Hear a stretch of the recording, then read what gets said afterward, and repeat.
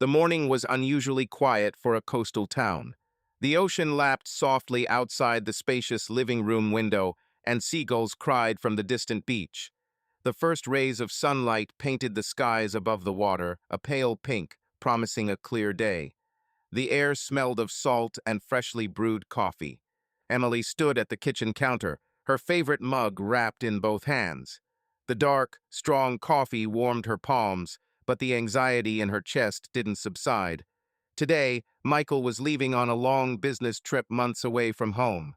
Their quiet coastal town in Maine seemed to be holding its breath along with her. Emily usually loved the quiet of the morning, but now she listened nervously to every sound, as if dreading the moment of farewell. Michael came down the stairs with a suitcase in his hand. Tall, trim, in a dark blue jacket, he looked collected and ready to go. On his face was his usual confident smile, but in his eyes there was a hidden sadness. He tried not to show his excitement so as not to upset his wife. Emily put down her mug and tried to smile at her husband. "Have you collected everything yet?" she asked quietly, trying to keep her voice from shaking. "Almost," Michael nodded, putting his suitcase down by the front door. "Just checking the last details. Tickets, documents. I don't want to forget anything." He came closer and wrapped one arm around his wife, holding her close. Emily inhaled the familiar scent of his cologne, so familiar and comforting. For a moment, she wanted to hold him back, to persuade him not to go. But she knew the trip was important to his career. Instead of asking, she hugged her husband tighter in return. "I'll miss you," she admitted quietly, burying her face in his shoulder. "Me too, honey," Michael whispered, patting her back. "But time will fly by.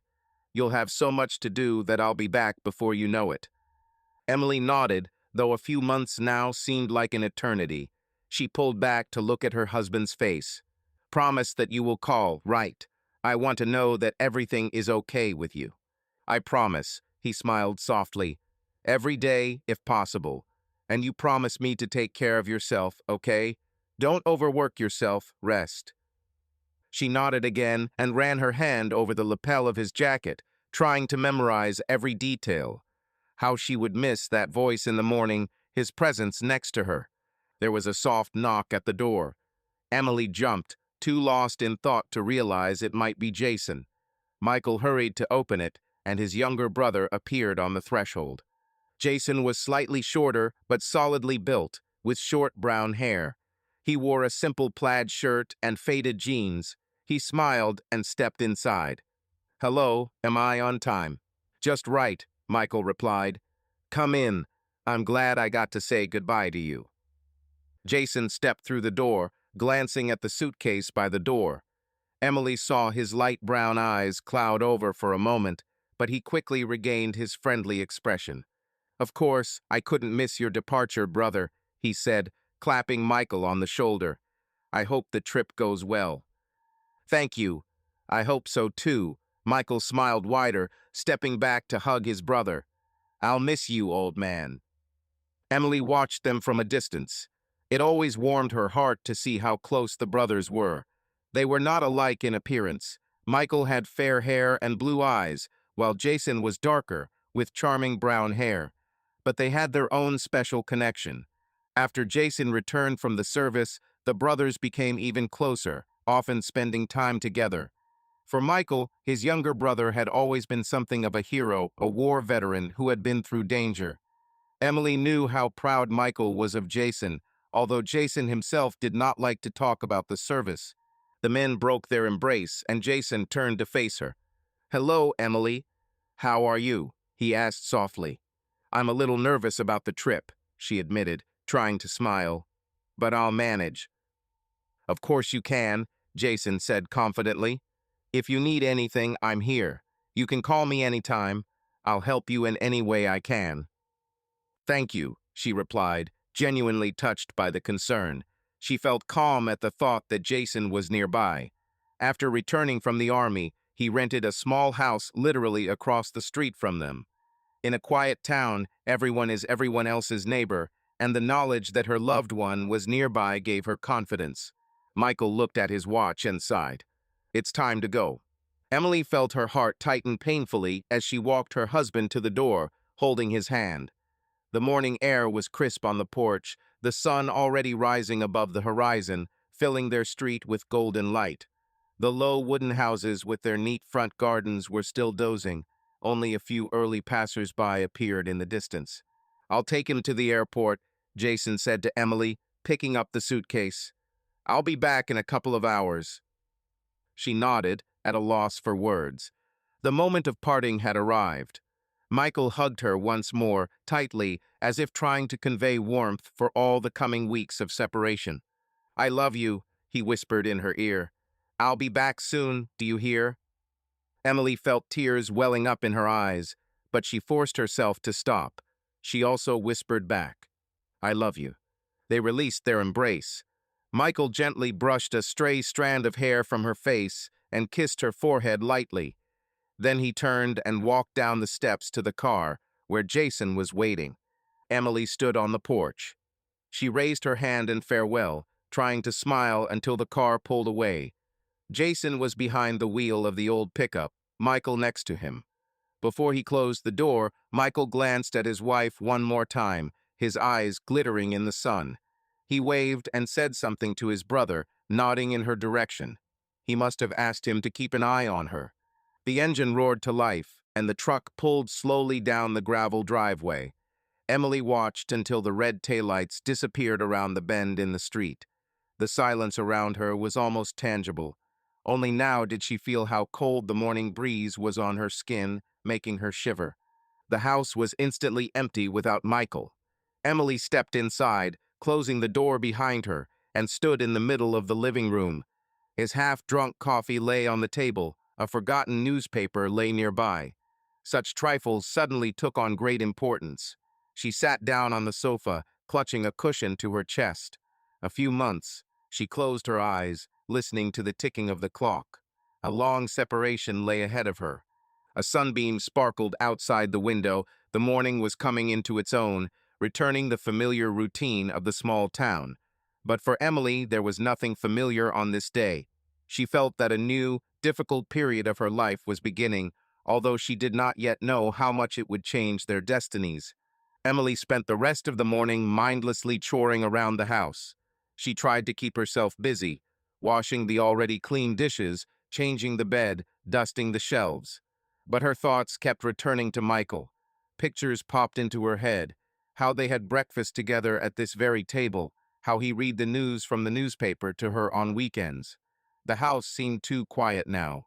At some point, she caught herself listening for the front door to slam and her husband's cheerful voice to say, "I'm back." But in response, only the measured sound of the surf outside the window. Around noon, there was a knock at the door. Emily, who by then was sitting in the kitchen with her laptop open, trying to concentrate on an email to a friend, jumped. She hurried into the hallway and opened the door. Jason stood at the threshold with a box in his hands. He smelled of fresh air and cinnamon. He smiled affably. "Sorry I didn't call. I was going into Mrs. Harris's bakery on the corner and thought you might need something for your tea." "Oh, thank you. Come in." She stepped back, letting him inside. Jason walked in, holding a box of baked goods. Emily noticed that his cheeks were slightly flushed, either from the morning chill or from walking fast. He looked a little embarrassed, as if he wasn't sure whether to disturb her. "I won't be long," he said, setting the box on the kitchen table. "I just thought you might be lonely right now." Emily closed the door and followed him into the kitchen. She was truly lonely, and Jason's presence brought unexpected relief. "Thanks. I could really use some company," she admitted, opening the lid of the box. Inside, cinnamon rolls gleamed deliciously with sugar icing. Emily's stomach immediately reminded her of itself. With a slight rumble, she had eaten almost nothing all morning. "Mrs. Harris just baked these," Jason noted, sitting down on a stool at the counter. "They're still warm." Emily smiled a little warmer. "Very timely.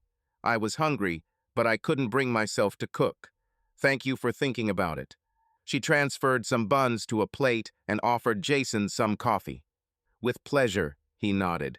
"Your coffee is so delicious, better than the one at the snack bar by the pier. Michael brought this back from a business trip to Colorado, Emily explained, pouring fresh coffee for them both. He loves good coffee, and he got me used to it. At the mention of her husband, both of them involuntarily fell silent for a second. Emily looked down at her cup. Jason was the first to break the silence. I drove Michael to the airport without incident. Check-in was quick. He made it to his flight with plenty of time to spare. I'm glad, she answered quietly. Thank you for helping him. You're welcome. I promised to look after you while he's gone, he responded with a kind smile. So consider me your temporary assistant for all occasions. Emily laughed slightly for the first time that day. Then watch out, I'll find you some work, Mr. Jack of all trades.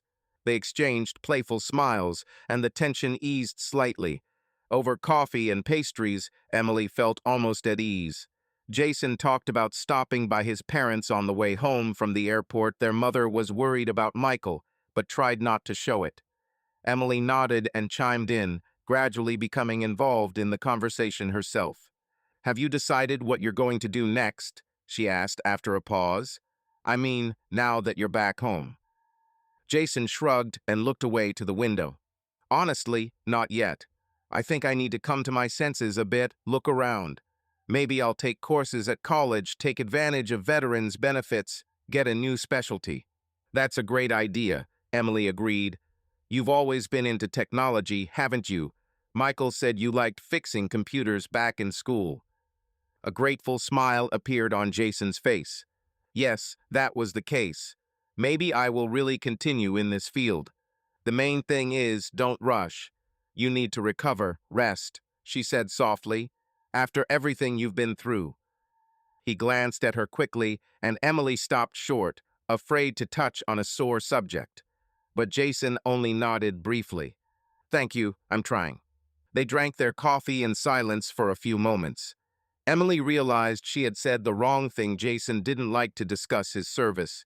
She remembered how at a family dinner a few weeks ago, her father had tried to ask him about his awards or details, but Jason had avoided the conversation, citing poor health. Everyone had assumed he was simply having bad memories.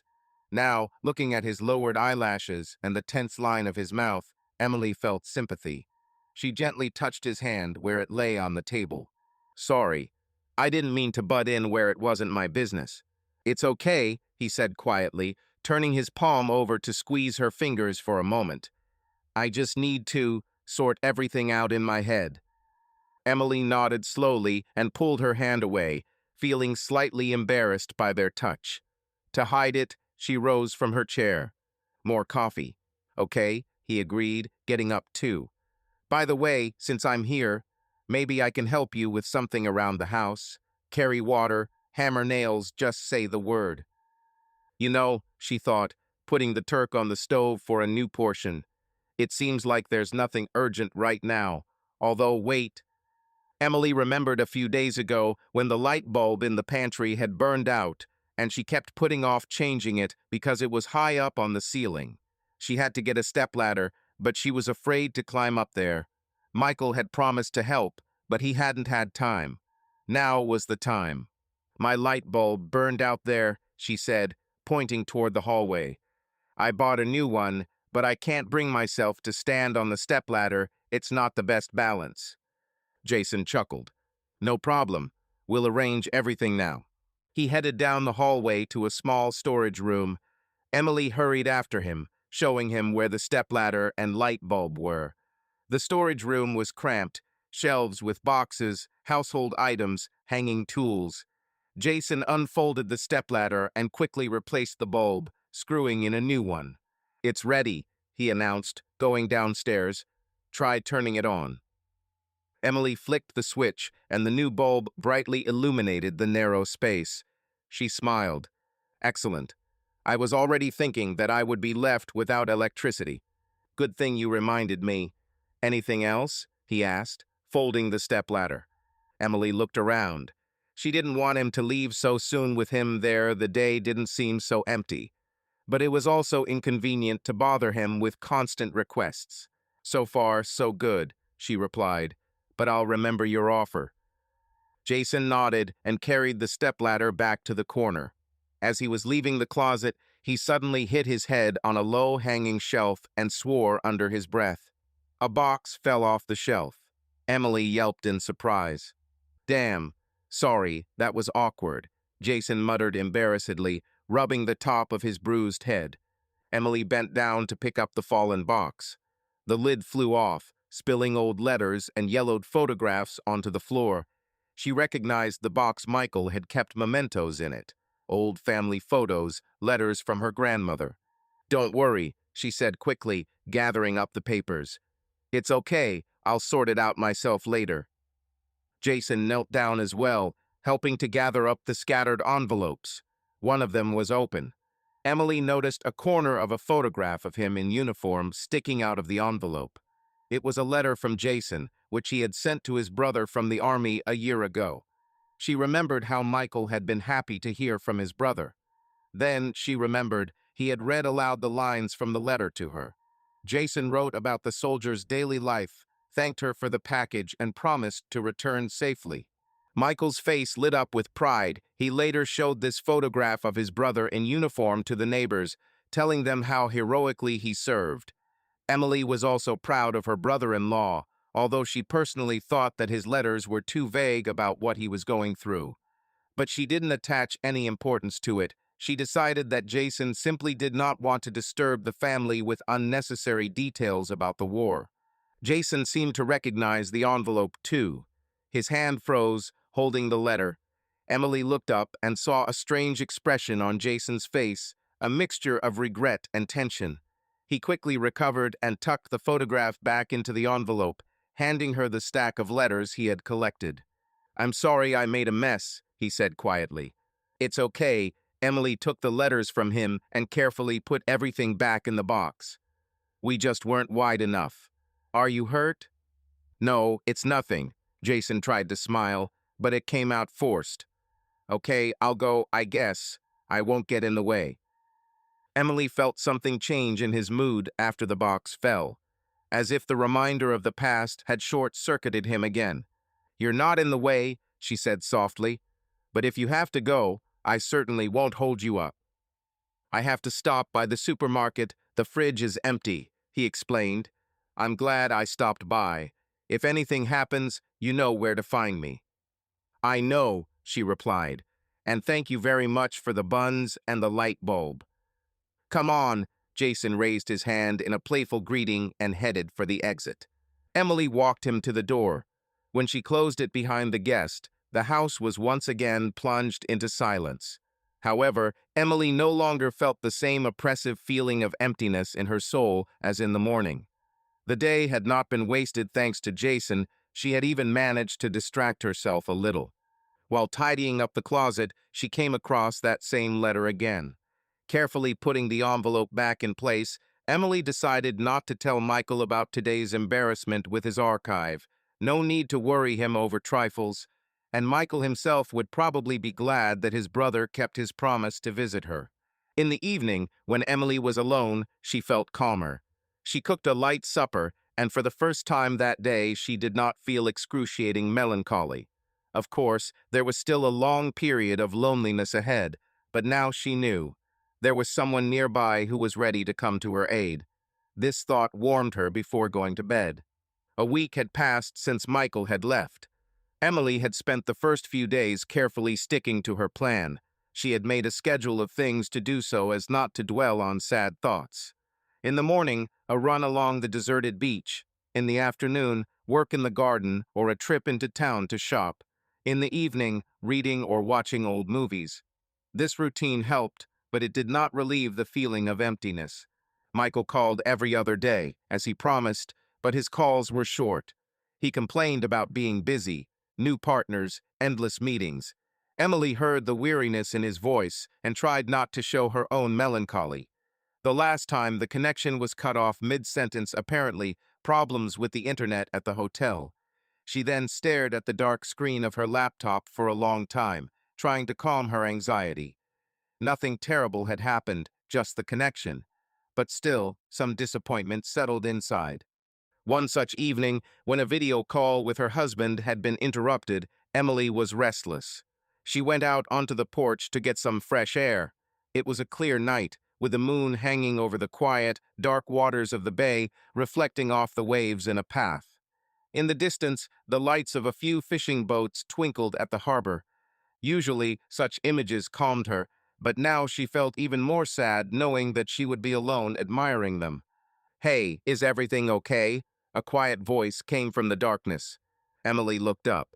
She saw Jason's silhouette through the low fence of her yard.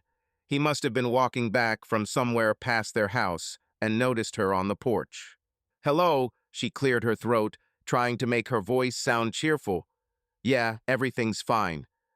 He came closer to the fence. "Are you sure?" The moonlight fell on his face, and Emily saw genuine concern in his gaze. Suddenly, she wanted to talk. "I just couldn't get through to Michael," she admitted, lowering her voice. "I've been waiting for this call all day, and there were some problems. It's silly to be upset about technology, right?" "It's not stupid," Jason said softly. "You miss me. It's natural." Emily smiled sadly. "Yes, I guess I'm just tired of the silence." Jason paused, as if thinking about something, then asked, "Have you had dinner?" "What?" She didn't understand right away. "Have you had dinner?" he repeated. "If not, I have an idea." Emily was at a loss for a few moments. She hadn't really had any dinner. Her appetite had been lost after her unsuccessful attempt to contact her husband. "To be honest, no," she replied. "Then come to my place," Jason suggested unexpectedly. "I was going to grill some steaks. Eating alone is boring, but together is more fun." Emily hesitated. It was getting late, but the thought of spending the rest of the evening with someone else was too appealing. "I don't want to impose." "How pushy, Em," he said, slightly reproachfully, calling her by the name he usually called Michael. "I need company myself. I feel bad when I sit in front of the TV and talk to him." Emily laughed quietly. "Well, if you put it that way, I think it wouldn't hurt for me to have dinner too." "Great. Let's go before the grill gets cold," Jason smiled. A few minutes later, she was already in the yard of Jason's house, which was really very close, literally around the corner. His home was small but cozy, a one-story house with a porch, a swing, and a barbecue in the yard. It smelled of fried meat and grass after a recent watering. On a table under an awning, a candle flickered in a glass candlestick, driving away night insects. "Have a seat and make yourself at home." Jason pulled out a chair for her. Emily looked around. The yard was neat. There were a couple of wooden rocking chairs on the porch, and an old guitar leaning against the railing. She sat down at the table, noting to herself that she hadn't been out anywhere for a long time, especially in the evening like this, under the open sky. "It'll be done soon." Jason disappeared into the house and came out a minute later with a plate of juicy steaks and a bowl of salad. "I'm not a gourmet, but I know how to fry meat." "It smells wonderful," she admitted, feeling her appetite returning. They began to eat dinner. The warm evening, the chirping of crickets, and friendly conversation gradually relaxed Emily. She found herself genuinely smiling and laughing for the first time in a week. Jason was telling a funny story about how, when they were teenagers, Michael had taught him how to sail a boat, and they had almost sunk the motor of his father's launch. Emily laughed at the picture. Serious young Michael and desperate little Jason, rowing with all his might to shore. "I can't believe Michael could be so reckless," she said, wiping away the tears of laughter. "Oh, he got up to a lot of mischief when he was younger. He just plays the goody two-shoes now," Jason winked. "Although, admittedly, most of the pranks were my idea. Big Brother tried to get me out of trouble whenever I got into it." "You two are very close," Emily said softly. "It's so nice." Jason looked at her more seriously. "Yes, he did a lot for me. He was always there, especially when—" He stopped and put his fork down. "In general, I owe him a lot." Emily understood what he meant. When Jason went into the army, Michael had been both proud and worried. He had written to him every week, sent him packages. And when news came that Jason's unit had come under fire, Michael had been beside himself. The few days until confirmation came that Jason was alive had been terrifying for the entire family. She reached out and covered his palm. "He is your brother. It is natural to help each other." Jason turned his hand over, squeezing her fingers lightly. The touch was unexpectedly pleasant and warm. Emily didn't move her hand, and they sat in silence for a few seconds, looking at each other in the flickering candlelight. Their hearts suddenly began to beat faster from the closeness, from the sudden feeling of trust that washed over them. Emily came to her senses and was the first to look away and carefully freed her fingers. "I'm sorry." "It's nothing," he answered softly, also moving away. "Everything's fine." To ease the awkwardness, she began to collect the dishes. "Dinner was great. Thank you. It's been a while since I've been helped out with steaks like that." "I'm glad you liked it," Jason said, standing up. "Come on, I'll walk you back. It's late." "No, no, I'll do it myself." Emily waved her hands. "We're next door. Nothing will happen." "I insist. It's dark. You never know who might be wandering around." He smiled, showing that he was joking, but his voice sounded genuine. Emily didn't mind. She even enjoyed walking side by side with him under the starry sky for a couple of blocks. They walked slowly along a deserted street. The night sea rustled somewhere very close behind the houses. Jason quietly whistled an unfamiliar melody, apparently some song that often swirled in his head. Approaching her house, they stopped at the gate. It was dark in the windows, only a street lamp on the corner cast a soft light on their faces. "Thank you for the evening," Emily said quietly. "Thank you for your company," Jason replied. He hesitated a moment, as if he wanted to add something, but then he just nodded. "Good night, Em." "Good night," she echoed. She walked into the yard, and he waited for her to open the door and step inside before leaving. Emily slammed the door shut and leaned her back against the cold surface. Her heart was still beating a little faster than usual. She felt good and anxious at the same time.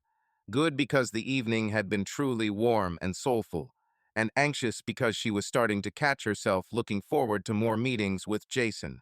It was unexpected. Of course, he was her husband's brother, and they were just helping each other pass the time of loneliness. There was nothing wrong with that, but a voice inside her was telling her to be careful. Emily didn't want to betray Michael's trust even with her thoughts.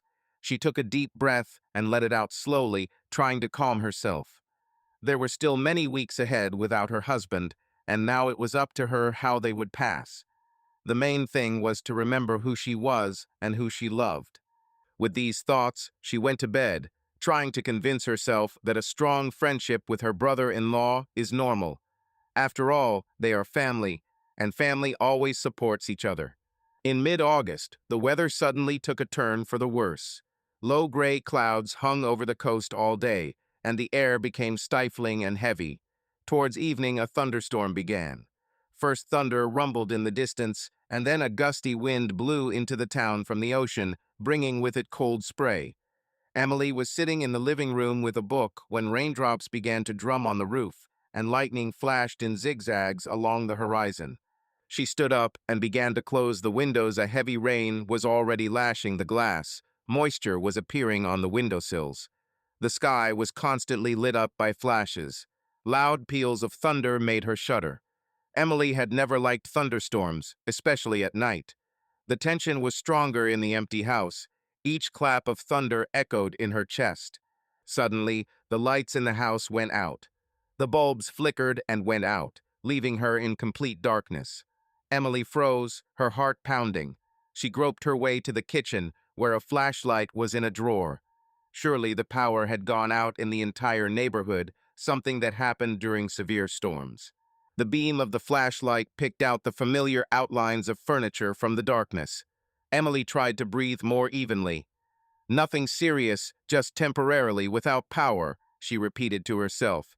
But on a lonely night, with the wind howling in the chimney, these words were not very comforting. She was especially worried about the roof leaking. A few months ago, a rainstorm had left a wet spot on the ceiling in the corner of the living room. It had been okay then, but the rainstorm was much worse now. She raised the beam of the flashlight to the spot, and sure enough, the light showed a dark, wet blotch on the whitewash. A drop had fallen from the ceiling and landed right on the floor, breaking into splashes. "This is all I need," Emily whispered, feeling panic. She ran to the pantry, found a bucket and rags there. She put the bucket under the dripping water and quickly wiped up the first puddles. But the water was already trickling down the wallpaper. The thunder struck, especially close the house even shook. Emily shuddered and dropped the flashlight. She became truly scared. Alone, in the dark, the rain pouring down on the roof, no one knew what would happen next. The first impulse was to call Michael, but what's the point? He was far away, and he was unlikely to be able to help with advice. Besides, the connection might not work. At that moment, she remembered Jason. He was nearby, probably home. Emily grabbed her phone. In the light of the screen flashlight, she saw that there was no network. The storm had disrupted the signal. Then she decided on the old way, grab an umbrella and run across the street to Jason's house. The gusts of wind turned the umbrella inside out. Emily was soaking wet by the time she reached the familiar porch. She knocked louder, shouting over the noise of the rain. "Jason, are you home?" The door swung open almost immediately. Jason stood on the threshold with a flashlight in his hand, looking dumbfounded. "Emily? What happened?" She was out of breath from running and excitement. "I'm sorry. My roof is leaking. It's dark," was all she could say. "Come in quickly." He grabbed her by the elbow, helping her step over the threshold. "You're like a wet chicken." Inside the house, several candles were burning, casting flickering shadows. Jason disappeared into the room for a second and returned with a large terry towel. "Here, dry yourself." He quickly threw a towel over her shoulders. "I'll just grab my jacket and a flashlight." "Thank you," she muttered, wrapping herself in a towel and trying to stop herself from shaking. She was shaking, either from the cold or from the stress she had experienced. Jason returned shortly, already donning a hooded rain jacket. He held a bright flashlight in one hand and a small toolbox in the other. "Let's go," was all he said, opening the door. The two of them hurried back to Emily's house. The rain was pouring down. Jason walked a little ahead, shielding her from the wind with his shoulder. When they got there, they practically fell inside, both in puddles of water.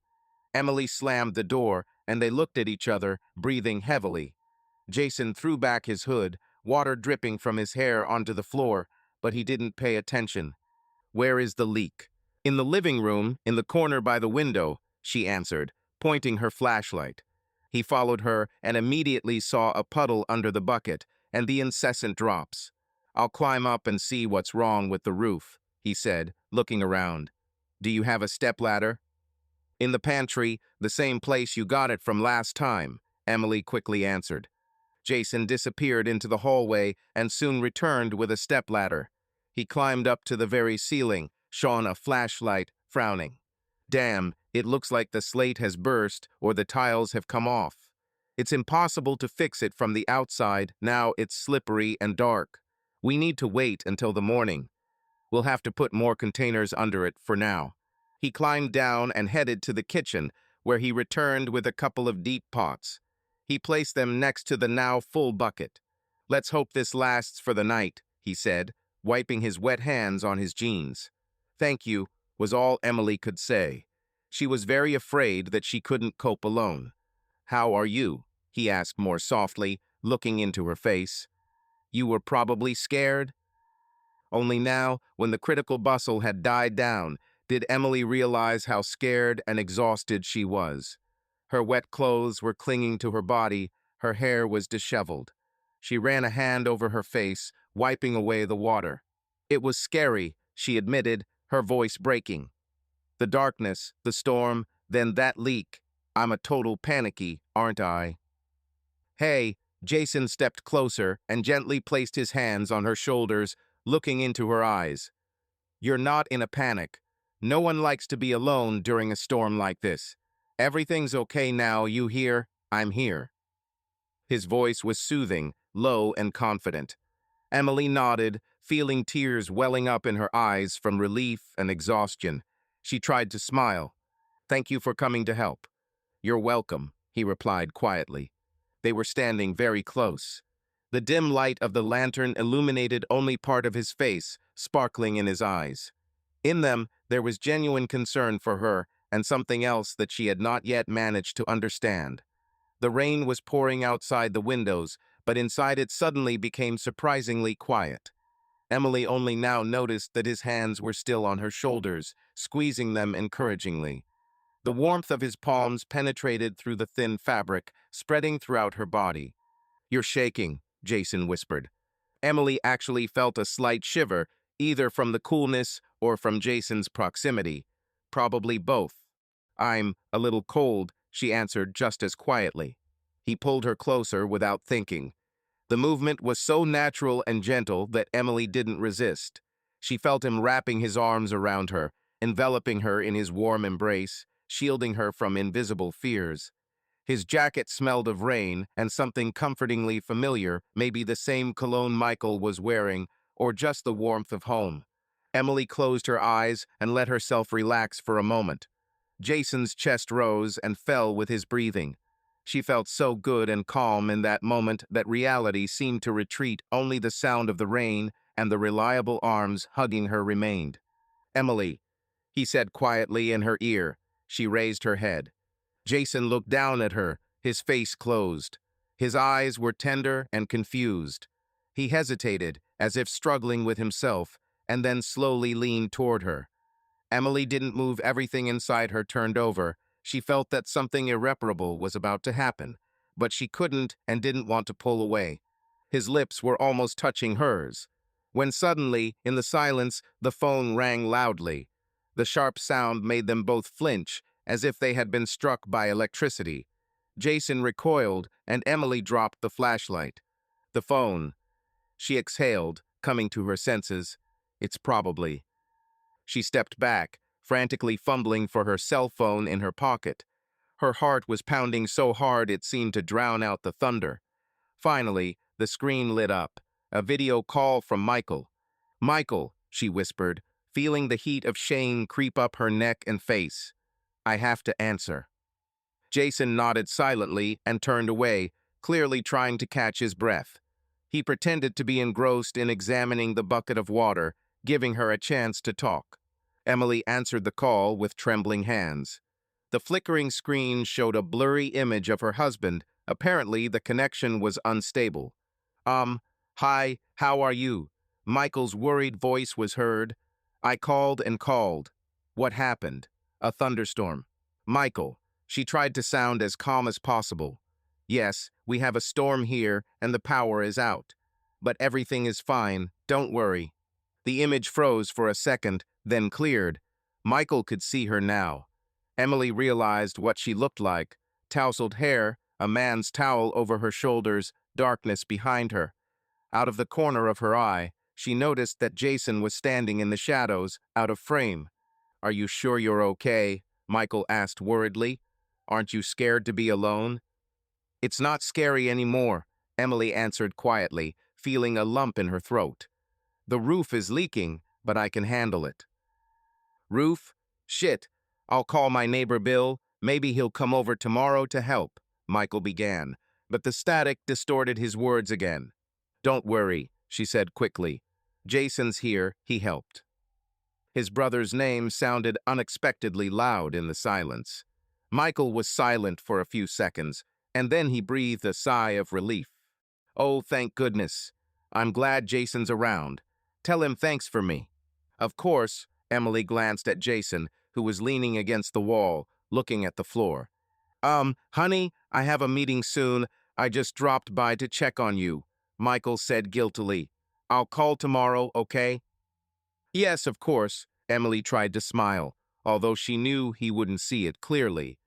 "Everything will be fine with me. Don't worry and work calmly." "I love you," she heard the usual.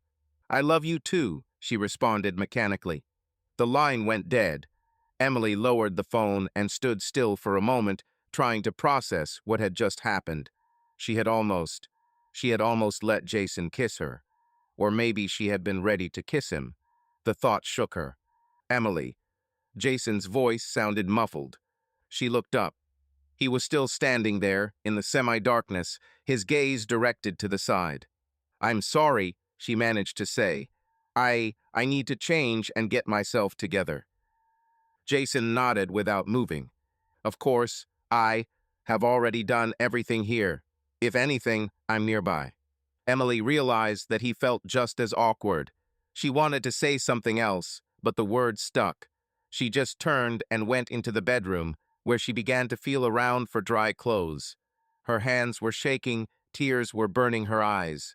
There was a door opening from the living room. Apparently, Jason had decided to leave rather than make things worse. She didn't stop him. She couldn't. When Emily came back out half an hour later, already in dry pajamas, there was no one at home. The downpour was gradually dying down, only rare drops were pattering on the roof. The electricity was still not turned on, but the light from the flashlight was enough for her. The water from the leaking roof had filled up the bucket and pans to the brim, but it was no longer pouring. The storm was retreating. Emily poured out the water and rearranged the containers. Automatically, she did all the necessary actions and sat down on the sofa.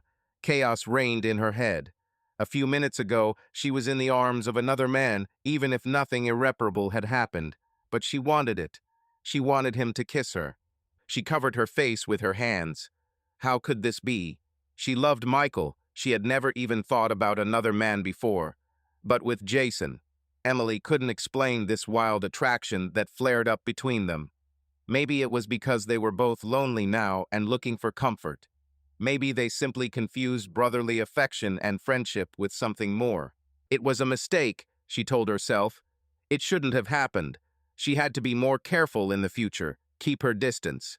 Jason understood, of course. He probably regretted it too. They were adults and could forget this awkward episode. Repeating these thoughts, Emily lay down on the bed right in the living room, covering herself with a blanket. She did not dare to sleep upstairs under the leaking roof, and there was no sleep in either eye. She looked at the ceiling, where the weak light of the flashlight trembled, and listened to the last peals of thunder. Her heart was still beating unevenly, and in the memory stood Jason's gaze and the warmth of his hands. That night, Emily promised herself that she would never let her feelings overpower her reason again, but she didn't know how difficult that path would be. The morning after the storm, Emily woke to the sound of footsteps on the roof. She looked around disoriented for a moment, trying to figure out where she was. The living room was in the gray, pre-dawn gloom, and the power was still out. The bucket and pans on the floor were full of rainwater, and up above the ceiling, she could clearly hear someone's footsteps and the muffled creak of tiles. She knew who it was right away. Quickly throwing a sweatshirt over her pajamas, Emily ran out onto the porch. The cold morning sun was dimly breaking through the remaining clouds. Jason was standing on the wet roof of her house, clutching a ledge of a chimney with one hand. His other hand was holding a hammer. Nearby was an open box of nails and several pieces of roofing felt. "Jason," she called out, shielding her eyes from the spray he accidentally threw down. He peered over the edge of the roof, his face tense, but it softened when he saw Emily. "Good morning. Sorry, did I wake you? I decided to get going early, while there's still light and the rain hasn't started again." Emily exhaled, feeling both relieved and awkward. "Good. You really have been. Since this morning." "Yes," he nodded, hammering another nail. "I fixed the leak temporarily, replaced a couple of shingles, secured the film. Rain won't be getting inside for the foreseeable future." "Thank you so much," she said sincerely. "You're welcome. I'll be right down." A few minutes later, he jumped off the low roof onto the grass, clapping his hands to clear away the dust and bitumen chips. He was wearing the same jacket he had worn the night before, and jeans with dirt stains. Jason looked tired. He must have barely slept. Emily nervously clutched the edges of her hoodie. She knew they were about to have a conversation. "Will you come in? I have some coffee. It's cold, though there's no electricity," she suggested sheepishly. "It's okay if it's cold," he replied with a slight smile, heading towards the porch. They entered the house. Jason left his boots by the door, trying not to leave traces. Emily led him into the kitchen. It was a mess from the night's events. A flashlight lay on the table. A towel was thrown over the back of a chair. She quickly began to clean up, not looking at her guest. "Don't worry," Jason said quietly. "Your house got damaged. That's why it's a mess." "It's okay," she muttered, putting the towel away. Then she opened the thermos that had been there since the night before. There was still some cooled coffee left. She poured some into 2 mugs. They sat down at the table opposite each other. For a few seconds, both were silent, looking at the black liquid in the mugs, as if the answer to the questions that tormented them could be found there. Finally, Emily decided to speak first. "Jason, last night, I wanted to apologize." He looked up. "For what?" "For—" She took a deep breath. "For putting us both in this situation. I should have handled it myself, not run to you, not create this situation." Jason shook his head. "Emily, stop it. It's not your fault. The storm and the leak are the culprits. And anyway, I'm glad you called me. God forbid you climbed onto the roof yourself or just sat there scared." Emily looked down. "But what happened? What barely happened? We must forget about it." He clutched his mug tighter. For a moment, it seemed he wouldn't answer. Then he said very quietly, "If you want to forget, then let's forget." Emily looked up and saw how tense his face was. He was clearly holding back some emotion. "It's wrong," she said, trying to keep her voice level. "You understand, right? We're both left, vulnerable." "Yes," he answered dully. "I understand." She saw his jaw twitch slightly. She felt uneasy at the thought of hurting him. But she continued, "Michael trusts us. He trusts you. I can't. We can't betray that trust." "Of course," he quickly agreed. "Michael is my brother. The last thing I want is to hurt him." "Then we'll just forget," she concluded, as if putting a period. Jason nodded and tried to smile. "Whatever you say, Em." This affectionate nickname made her heart skip a beat, but she tried not to show it. "Perhaps we should see each other a little less often," she added timidly. He raised his eyebrows. "Are you afraid that otherwise—" Emily was embarrassed. "Just as a precaution, while Michael is away, so as not to give rise to rumors or to ourselves." Jason chuckled sadly. "I understand. Okay, I won't butt in. But if you need help, call me, okay?" "Okay," she nodded, relieved and a little sad. "Thank you for understanding." "It's okay, Emily, really," he said softly. "We're adults. We'll get through this." They drank cold coffee, bitter on their tongues. The dim daylight poured in through the kitchen window, dark enough to reflect their mood. Even though the words of reconciliation had been spoken, Emily's heart did not feel any better. She wanted to return to the carefree friendship they had had the night before, but she felt that something had changed irrevocably. After finishing his coffee, Jason put the mug on the table. "I still need to go to my room and change my clothes, and you probably have a lot of things to do too." "Yes, of course," she responded quickly, also standing up. They headed for the exit. Near the door, Jason suddenly stopped and turned to her. "Listen, I still want to say, I'm very sorry about yesterday. I shouldn't have. It won't happen again." Emily smiled sadly at the corner of her lips. "We both shouldn't have. Let's just leave it." "As you say," he said quietly. He paused, as if waiting for her to say something else, perhaps. But Emily remained silent, her eyes downcast. Then Jason stepped out the door. "Take care of yourself," he said as he walked down the porch. "And you," she responded just as quietly. As his figure disappeared around the corner, Emily closed the door and pressed her forehead against the cool wood. Conflicting feelings warred within her. The right words had been spoken, but why did her heart feel so heavy? She had literally kicked him out now, walled herself off with formality. Perhaps that was the way it should be, otherwise it would hurt even more later. But the knowledge that she had deprived herself of the friendly warmth that had sustained her these weeks made the morning even colder. An hour later, the power came back on. The house came alive with the hum of the refrigerator and the flashing of lights. Emily began drying the carpet in the living room and cleaning to distract herself. But every little thing reminded her of Jason, the stepladder leaning against the wall, the screwdriver he had forgotten on the windowsill. Even the smell of rain that permeated the house was associated with his nightly visit.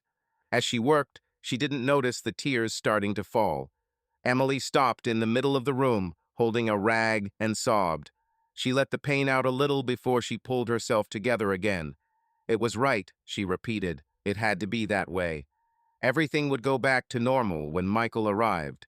She just had to hold on. It was late afternoon when she finally sat down to rest. Her phone vibrated loudly, a text from Michael. He asked if everything was okay after the storm and how she was. Emily stared at the screen for a few minutes, gathering her courage. Then she typed a short reply. Everything is fine. The roof is fixed. The power is back. Love you. It was the truth. The roof was indeed fixed. She pressed send and put the phone down. Her heart ached at what she hadn't finished saying, but she couldn't write how hard it really was. The dishonesty was hard, but Emily hoped she could deal with it herself. The days dragged on monotonously. After that conversation in the kitchen, Emily and Jason hardly saw each other. She strictly kept her distance. She didn't seek out meetings. She even tried to go to the store at hours when, as she knew, Jason was busy with courses. Yes, he enrolled in a local college for preparatory programming courses. Michael once mentioned this in a phone conversation, happily informing, our Jason decided to get an education. Emily then only purred something approving, trying to hide how her heart sank at the mention of his name. She was happy for Jason, but also sad. It seemed he, too, was trying to fill the void with school and chores. In the evenings, she would sometimes see the light in his house from her window and his silhouette at the table, probably studying books or sitting at his laptop. These momentary observations caused a pang in her. She wanted to be there, to ask how his day went, to support him. But she restrained herself. To stifle her own loneliness, Emily also tried to find something to do. She took up an old project, crocheting a blanket that she had started a year ago. She spent hours in the living room with the radio playing, weaving colorful squares for the future blanket. Sometimes her neighbor, Mrs. Florence, an elderly lady from the house across the street, would drop by. She would bring a pie or berries from her garden and gossip about all the neighbors in conversation. Emily listened absent-mindedly, interjecting. She was little interested in gossip about other people's husbands or grandchildren, but the company somehow saved her from thinking about who was missing nearby. One evening, after Mrs. Florence had gone, Emily, clearing away empty cups in the kitchen, looked out of the window. Jason's figure flashed across the yard. He, too, was probably seeing a guest off. Someone from college had apparently dropped in to exchange notes. Emily retreated quickly into the shadows, although he could hardly have seen her through the glass. Her heart sank treacherously at the mere sight of his familiar gait. Enough, she whispered to herself. We agreed to stay away. It's for Michael, for the family. But every night she fell asleep with a heavy heart. In the darkness, in the silence of her own heart, the question sounded all too clearly. Why does it hurt so much? Wasn't this what she wanted, to fix everything, to forget and live like before?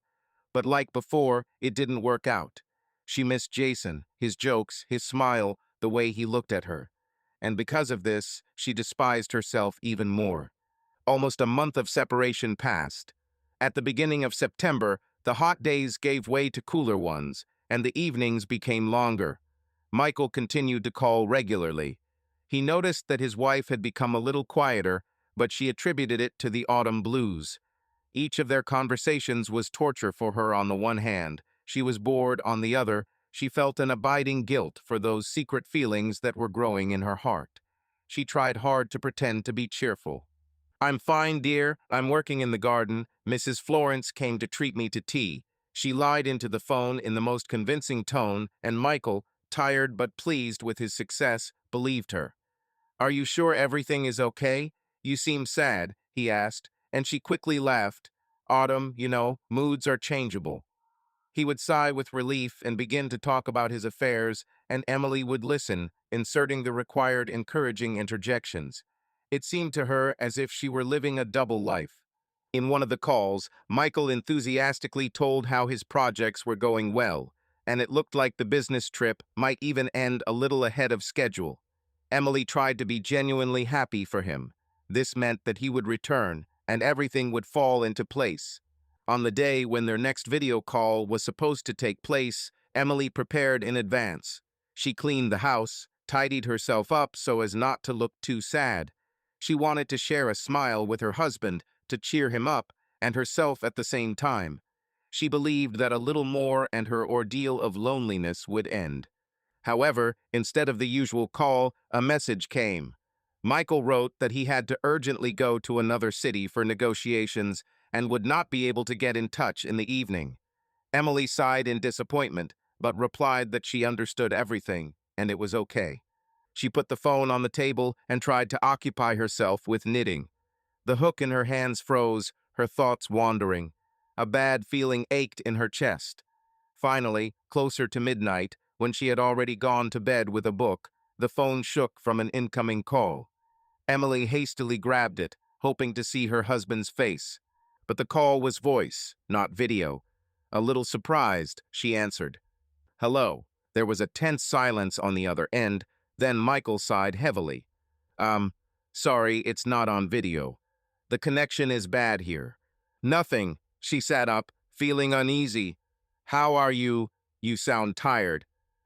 "I'm tired," he admitted, and, frankly, upset. Emily went cold. "What's happened?" "The negotiations I rushed here for were canceled at the last minute." Michael chuckled nervously. "I wasted my time and energy, and it looks like I'll be staying here for a long time." "For how long?" she asked, trying to keep her voice calm. There was some static in the speaker, but she heard the answer. "A couple of months at least. Maybe until the new year." The words echoed in her head. A few more months. Almost 4 long months until the new year. The blanket clutched in her fingers trembled. "Are you there?" the husband called after a pause. "Yeah, sorry. It's just..." She swallowed. "I miss you." "I know, honey," he answered quietly. "It's hard for me too. But you understand, I can't give it all up. It's work." "Of course I understand," she said quickly, although her throat was constricted by a lump of disappointment.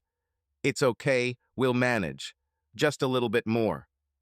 Michael said something about trying to leave a week early or taking a day off between holidays, but Emily barely listened. She answered automatically, so as not to show the sadness that was sweeping over her. When the conversation ended, she carefully placed the phone on the nightstand. The room was spinning before her eyes. Until the new year, she couldn't stand it. Another 4 months in an empty house, without a husband, without intimacy. Tears gushed from her eyes. Emily tried to wipe them away, but they flowed uncontrollably. Sobbing, she threw the blanket aside and went to the window. The night looked at her with cold stars. Somewhere out there, beyond the row of houses and roofs, was Jason's house. Dark, apparently he was asleep or not home. Emily suddenly had a strong desire to run to him right now, like that time in the storm, just so as not to be alone with this pain. But she held back. No, she could not shift her weaknesses onto him again. Emily hugged herself, holding back her trembling. She was ashamed of her thoughts. She was a wife. She should wait patiently for her husband. But at that moment, it seemed to her that life was unfair, taking away everything that was dear to her, testing her for strength. She never slept that night. Dawn found Emily sitting on the living room couch with a blank look in her eyes. It was as if something had broken inside her, and she didn't know how to fill the crack. Emily felt exhausted in the morning. Sleep had not come, and her head was heavy from lack of sleep and tears. Around 10 in the morning, she forced herself to get up and drink some water. She couldn't stomach food, but her head was spinning, and she knew she had to eat something. She automatically poured herself some orange juice and grabbed a cracker. Suddenly, there was a knock at the door. Emily jumped. She was not expecting anyone. Only the postman, or could be on the threshold. She hurried to look in the mirror. Her eyes were red. Her face was pale. She would like to take the guest away quickly and hide in her shell again. She opened the door and froze. Jason was standing on the porch. He was holding her umbrella, the same one she had left with him in a hurry on the night of the storm. Emily's heart skipped a beat. "Hello," he said quietly, noticing her condition. "I decided to return your umbrella and check on you." Emily opened the door wider, confused. "Hello. Come in." Jason walked in, hesitating slightly. He looked worried. "Sorry for not calling. I just met Mrs. Florence last night, and she said you didn't look well. I got worried." "I'm fine," she tried to reassure him, but her voice sounded tired and unconvincing. Jason frowned. "Were you crying?" "No, I mean," she stopped, feeling a lump in her throat. "Really, everything's fine."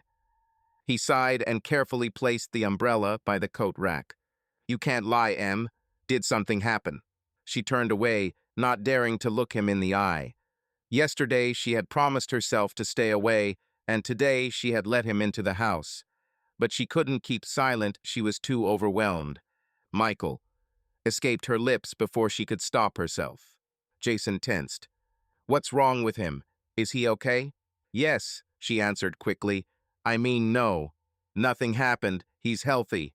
But he won't be back for a few more months." She said this and covered her face with her hand. It was almost unbearable to say it out loud. "What do you mean, a few months?" Jason asked cautiously. "The trip was extended," she said in a muffled voice, "until the end of the year, almost half a year in total." Jason cursed through his teeth. "Damn, I'm sorry. This is terrible for you." Emily just smiled bitterly through the tears that were welling up. "For him too. But he's holding on. And I." Her legs gave out. She sank into the nearest chair in the hallway, feeling like she was going to burst into tears again. Jason was there immediately, crouching in front of her and peering into her face. Hey, quiet." He placed his hand on her knee soothingly. "I know you're strong, but you don't have to do this all by yourself." These simple words of compassion broke the dam. Emily burst into tears, unable to hold back. She covered her face with her hands. "I can't do this anymore. It's beyond my strength, Jason," she said through sobs. "Alone every night. I'm so tired of pretending that everything is okay." He hugged her silently. Not like then, timidly, afraid to violate boundaries, but firmly, decisively. Her arms wrapped around his back of their own accord, her fingers clutching the fabric of his shirt. She cried, burying her face in his shoulder, and he stroked her back, whispering, "Everything is fine. Let it all out. You will feel better. I am here." Emily heard his voice right next to her ear, felt the warmth of his body, and let out all the pain that had been building up for the past weeks. She was ashamed to cry in front of him, but even stronger was the relief that she was no longer alone, that someone was holding her. Gradually, the tears dried up. She froze, still holding Jason. The realization of their closeness washed over her, but at that moment she could no longer pull away. Her soul was too exhausted to push away the saving support again. Jason wasn't in a hurry to let her go either. He pulled back a little only to look at her face. "Look, I'm sorry that everything is like this. If I could change something." Emily shook her head. "It's not your fault." She suddenly realized how close his face was. His eyes were full of sympathy and love. Yes, now she could not be mistaken. In his gaze, the tenderness that he had hidden for so long was clearly visible. "You don't have to be strong all the time," Jason said quietly. "Not with me." These words tore down the last barriers. Emily herself reached out to him and touched his lips with hers. It happened so naturally, as if it could not be otherwise. Jason froze for a moment, stunned, then responded with a kiss. Emily's breath caught in his response. There was so much gentle tenderness in that kiss, and at the same time, greed accumulated over weeks of separation. Her fingers slid down his neck, feeling the hot skin. Jason held her tighter, his hands sliding around her waist. Their kiss grew deeper, bolder, sweeping away doubt and fear.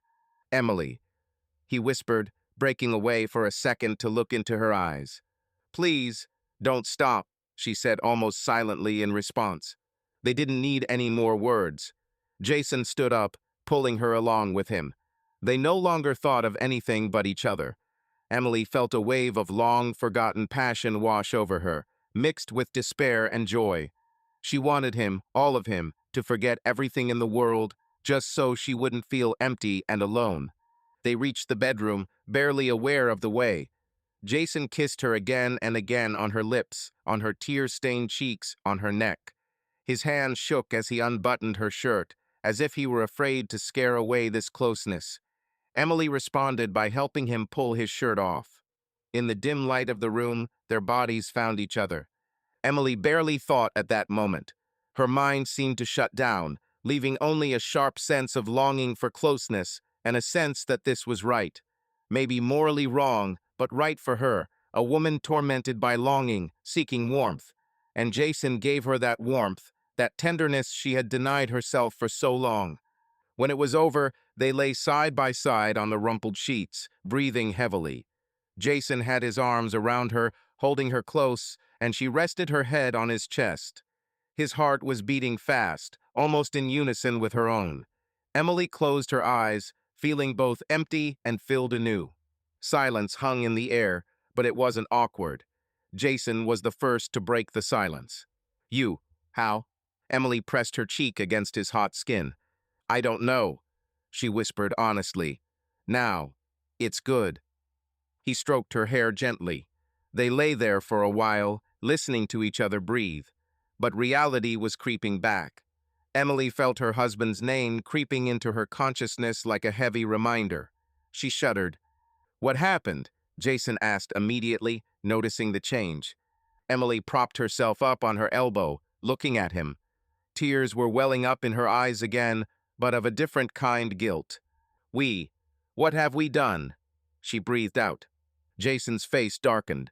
He sat up too, covering himself with the edge of the blanket. "Emily, it's wrong," she said haltingly, even though every cell in her body was still singing from being close to him. "I'm cheating on Michael. Oh, God." Jason grabbed her hands, looking straight into her eyes. "Look, I know, but—" He hesitated, choosing his words.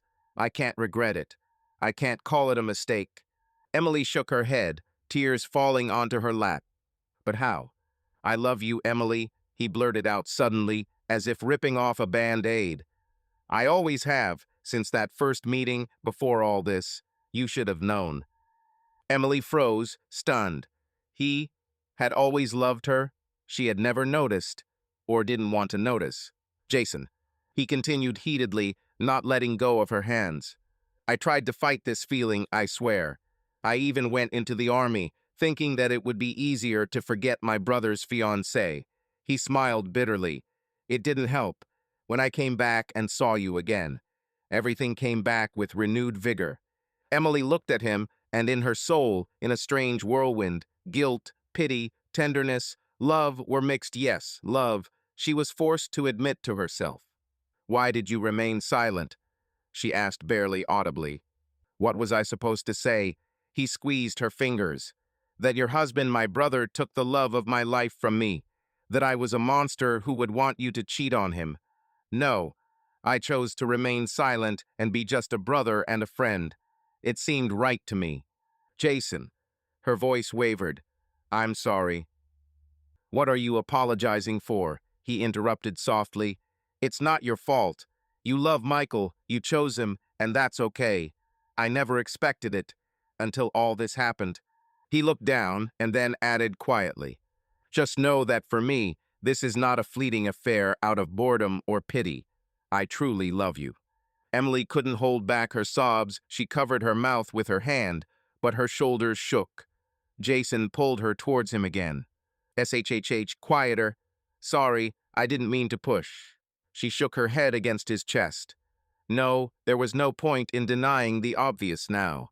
He loved her, and she had responded, crossing a forbidden line. "What now? Say something at least," he whispered. Emily made an effort to pull herself together. She raised her face to him. "I don't know what to say. It's so wrong and so good." He finished for her with a sad smile. Yes, me too. Emily closed her eyes. She knew she had to stop now, but she didn't want to stop. At least not today. She was too tired of the pain and the sense of duty. She wanted to be happy for just one day, even if it meant paying for it. Stay with me, she asked quietly, pressing herself against him again. At least today. Jason responded by hugging her tightly, and they lay down again, covering themselves with the blanket. I'm in no hurry, he whispered into her hair. And on that day, they allowed themselves to forget about everything. About time, about duties, about sin. They were just a man and a woman who found comfort in each other. Autumn brought a touch of furtive happiness to their secret romance. Emily lived her old life during the day, shopping, chatting over the fence with Mrs. Florence, answering Michael's calls. But as the evening wore on, her house was no longer empty. More often than not, when darkness covered the quiet streets, Jason would quietly approach her door from the yard of the house next door. Emily would let him in, and they would spend hours together. Sometimes they just sat in the kitchen, talking about everything under the sun, about their brothers' childhoods, Emily's favorite books, where Jason dreamed of going if he had a vacation. There were also quiet moments when words weren't necessary, watching old movies, cuddling on the couch, or listening to the autumn rain outside the window. For the first time in a long time, Emily felt alive. Her laughter was genuine around Jason, and her smiles came naturally. She cooked pies for him using her grandmother's recipes, and he, in return, brought her fresh fish that he managed to catch on the pier in the morning and grilled it right in his backyard. They learned to lead a double life. During the day, just family and friends in front of everyone, and at night, passionate lovers sharing a pillow. However, the feeling of guilt did not disappear completely. It was just hidden by the background of happiness. However, they did not always sleep peacefully.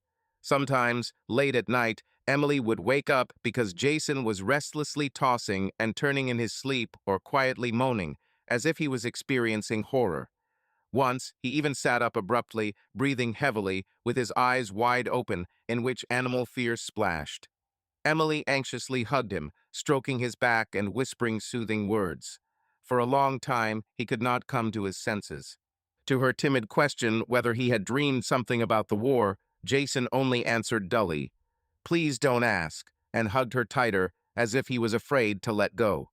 Emily did not try anymore. She decided that he had dreamed of terrible battle scenes and silently supported him, driving away the night ghosts. A few minutes later, Jason fell asleep again, but Emily lay next to him with her eyes open, feeling how his heart was pounding sharply.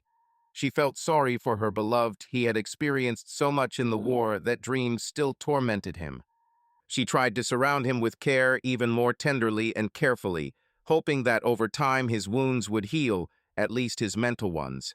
Sometimes, waking at dawn next to Jason's warm body, Emily would suddenly remember Michael. At such moments, she would lie awake, staring at the ceiling, wondering where she had gone. But as soon as Jason moved, pulling her closer in his sleep, all doubts retreated before the tenderness she felt for him. One day, early in October, they almost got caught. Emily had a cold in her throat and was down with a fever. Jason came to visit her in the afternoon, knowing that Mrs. Florence had gone to her daughter's and no one would drop in without an invitation. He brought her soup, sat by the bed, and changed the compress on her forehead. At the moment when she, half awakened, allowed herself the weakness to kiss him, the doorbell rang unexpectedly. They both jumped.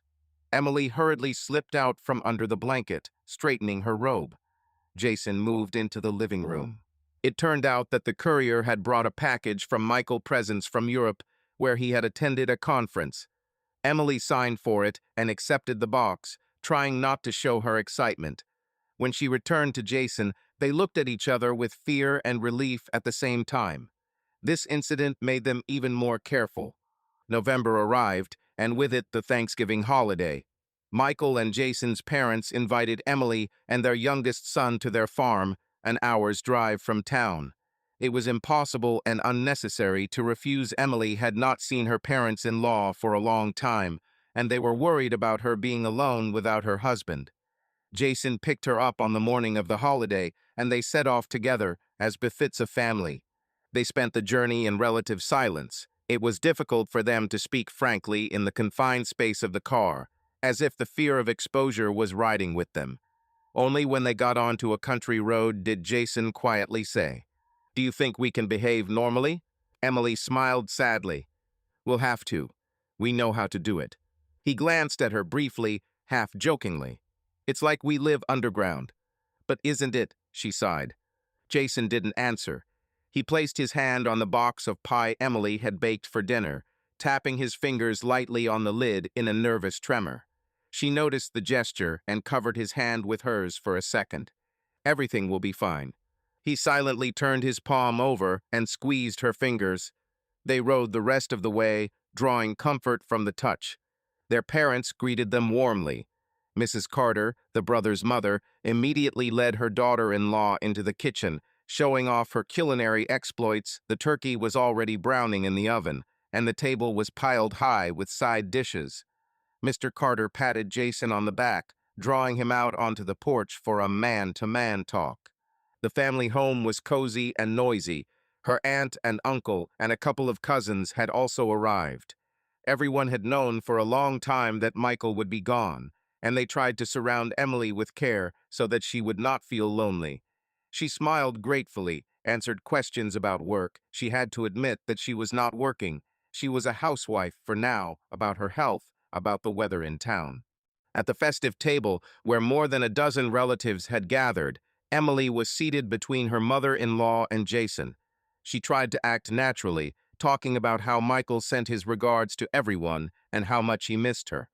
The parents sighed. It's a pity that they didn't let their son go for the holidays. Emily only nodded, lowering her eyes. Jason was quiet and more focused on his food than usual. Emily understood. It was hard for him to pretend to be his old self. A couple of times he was asked about his plans, whether he would enroll in a full-time program at college, whether he was thinking about a new service, to which he categorically shook his head. "No, I've had enough of the army." When the conversation turned to the war, to political news, Jason became gloomy and kept silent. Relatives attributed this to difficult memories, and one of the aunts sympathetically patted his hand. "The main thing is that you are with us, safe and sound." Uncle Robert, slightly tipsy, tried a couple of times to pry funny soldiers' tales or details of army life out of Jason. "Well, tell me, what's it like in the barracks? Is everything like in the movies?" But Jason smiled evasively and joked with general phrases. Emily saw that each such attempt was difficult for him. Of course, he didn't talk about any real frontline history, and they didn't ask him directly, out of pity for his nerves. "Let's drink to our heroes," the father of the family, Mr. Carter, suddenly announced, raising his glass. "To my boy Michael, who is striving forward in his career and providing for his family. And to Jason, our soldier, defender of the motherland, who has returned home. I am proud of you both, sons." Emily froze with a glass of juice in her hand. She declined the wine, citing a cold.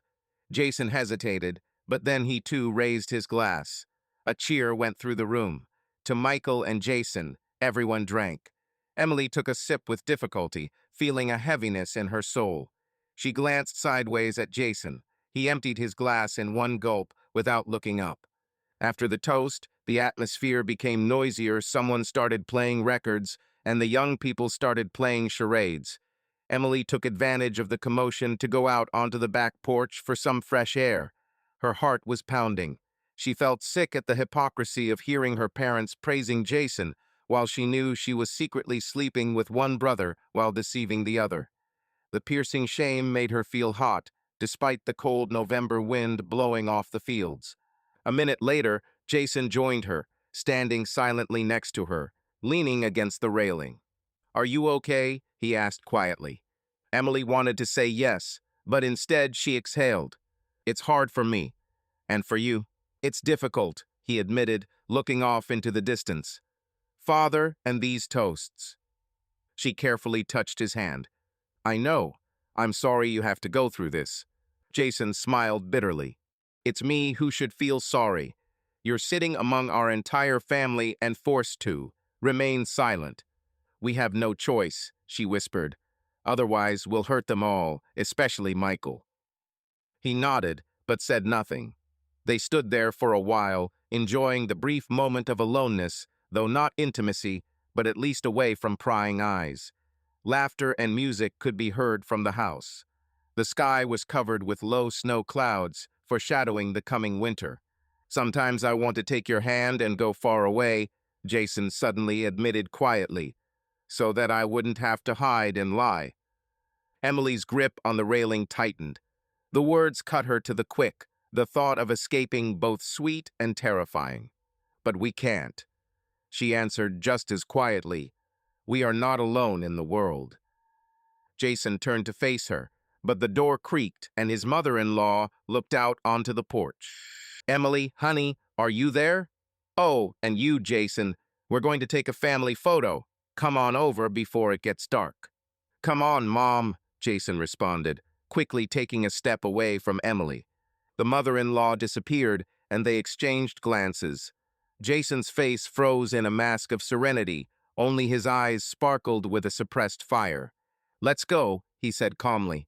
Emily took a deep breath and nodded. Pulling herself together, she walked back into the house with him, continuing to play the role of devoted wife who missed her husband and loving daughter-in-law. But her heart ached for the rest of the evening. December had arrived. The coast was covered in cold rain and snow. The streets were lit up with Christmas lights. The small coastal town was in full swing preparing for the holidays. Fir trees and tinsel appeared in the shop windows. Lanterns stood on every porch. Locals were organizing charity fairs. The air smelled of cinnamon and hot chocolate. Emily watched this pre-holiday bustle with growing anxiety. Each twinkling light of the garland reminded her, Christmas is coming soon, and that means Michael's return. In the evenings, passing by the decorated shop windows, she couldn't help but think of the previous December. Then she and Michael had decorated the tree together in the living room, laughing as they decorated it with funny toys from their childhood. On Christmas Eve, Michael had given her a gold necklace with a small heart. It still lay in her jewelry box, like a silent reminder. Emily remembered how they walked along the main street, holding hands, enjoying the lights and the chorus of carols. Remembering these happy moments, she squeezed her hands until they hurt. Now everything was different. The lights of Christmas did not cause her joy, but fear and guilt. He still hadn't given an exact date for Michael's return, but in his last call, he mentioned that he would most likely arrive right after the new year. Emily had mixed feelings when she heard this. On the one hand, relief. The wait would finally be over. Her husband would be home. On the other, she felt mortal anguish from the realization that with Michael's return, she would have to part with Jason. One snowy Saturday turned out to be especially hard. Emily was in a gloomy mood in the morning. Everything was falling apart. She made several mistakes in calculating expenses when making a family budget, and even broke Michael's favorite mug, accidentally dropping it from her hands. By evening, unable to find a place for herself, she went to Jason, although they usually tried to meet only after sunset. He was surprised to see her on the threshold before dark, and with her eyes red from tears. What happened? Jason immediately let her in and hugged her, leading her inside. Emily pressed her face against his shoulder, silently letting out the tears she had been holding back all day. Finally, when he sat her down on the couch and wrapped her in a blanket, she was able to speak out. Soon it will all end. Our time, she whispered through tears. Jason tensed. Are you talking about Michael? Emily nodded, wiping her cheeks. He'll be back soon. There are weeks left. The room was dim, except for the crackling fire in the fireplace. Jason looked down at the dancing flames. And what did you decide? The question was spoken calmly, but she could hear the underlying fracture. Emily's fingers tightened on the blanket. We know that we have no future. All this was temporary. Jason was silent, and she continued quickly. I'm Michael's wife. He's my husband. I have to try to make things right with him. And what happened between us? Was it a mistake? He finished quietly, without turning his head. Emily felt her heart clench in pain. No, not a mistake for the heart, But for life, yes. He nodded briefly. The silence hung heavy as lead. She wanted him to object, but Jason remained silent. Then, in agony, she squeezed out. We need to stop this. Now, before he arrives. Otherwise, otherwise it will be even more painful for everyone later.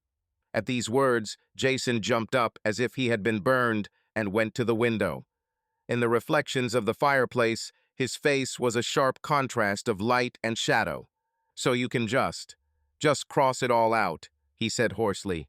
Pretend nothing happened. Emily went cold at the pain in his voice.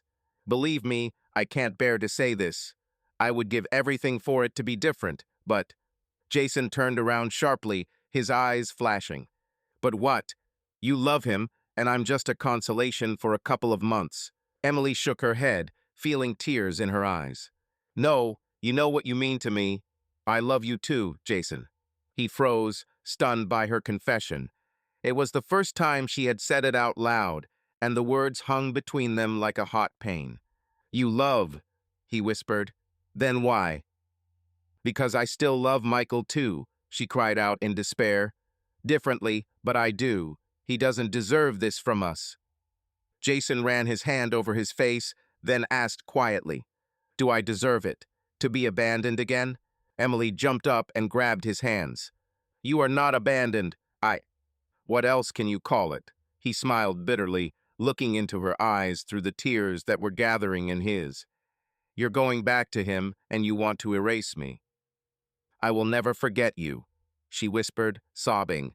But I can't ruin Michael's life, the life of the whole family. Can our life be destroyed? He asked in a broken voice. She had nothing to say. Only tears dripped onto their clasped fingers. Jason suddenly sighed, the outburst of anger dying down. He squeezed her hands tightly. I'm sorry. I know you're suffering just as much. Emily nodded, sobbing. He held her close. She buried her face in his chest. Sorry.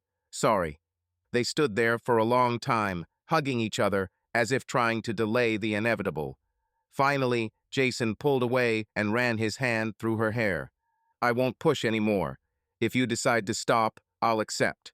She saw how hard it was for him to say these words, and she herself could barely hold back a cry of pain.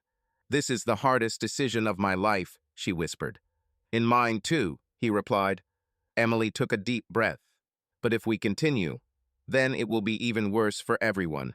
Jason nodded silently, his head down. You're probably right. Her soul was torn apart by that hopeless tone. They stood in the trembling shadows of the fire, so close and already infinitely far from each other.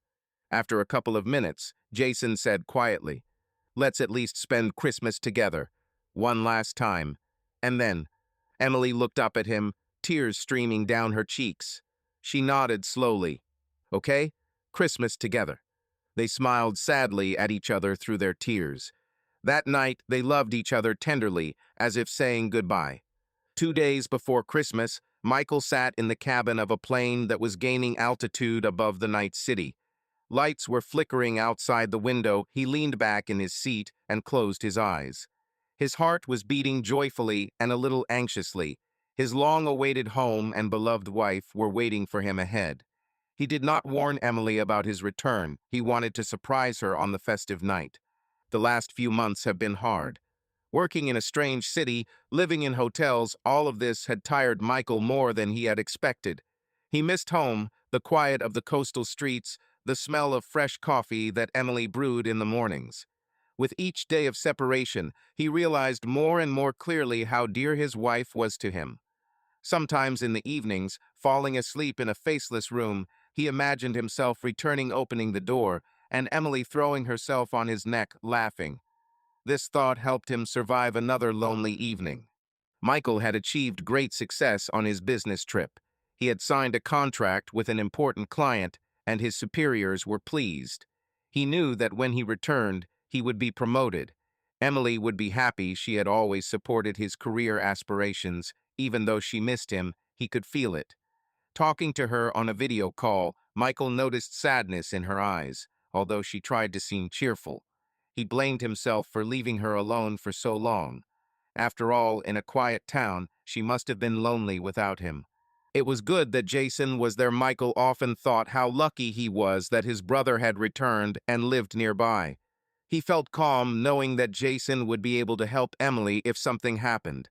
Every time he talked to his wife, he asked, "Are you sure you're okay? Does Jason visit you?" And Emily would answer, "Yeah, everything's fine." Michael mentally thanked his brother for not leaving her completely alone. He missed her terribly, to her voice, her touch. Sometimes, falling asleep, he remembered their last embrace on the porch in the morning sun. Soon he would feel her near him again, he reassured himself. The plane reached cruising altitude, and endless darkness was visible outside. Michael opened his eyes, smiling at his thoughts. He decided to ask his management for a couple of weeks' vacation at once to spend time with his wife. Maybe they would finally go on a short trip they had long dreamed of. Or they would simply walk along the coast together, meeting the sunrises. The main thing is that we will be close, he thought. Michael imagined Emily's expression when she saw him at the door ahead of schedule. She would probably burst into tears of happiness. She was always so emotional.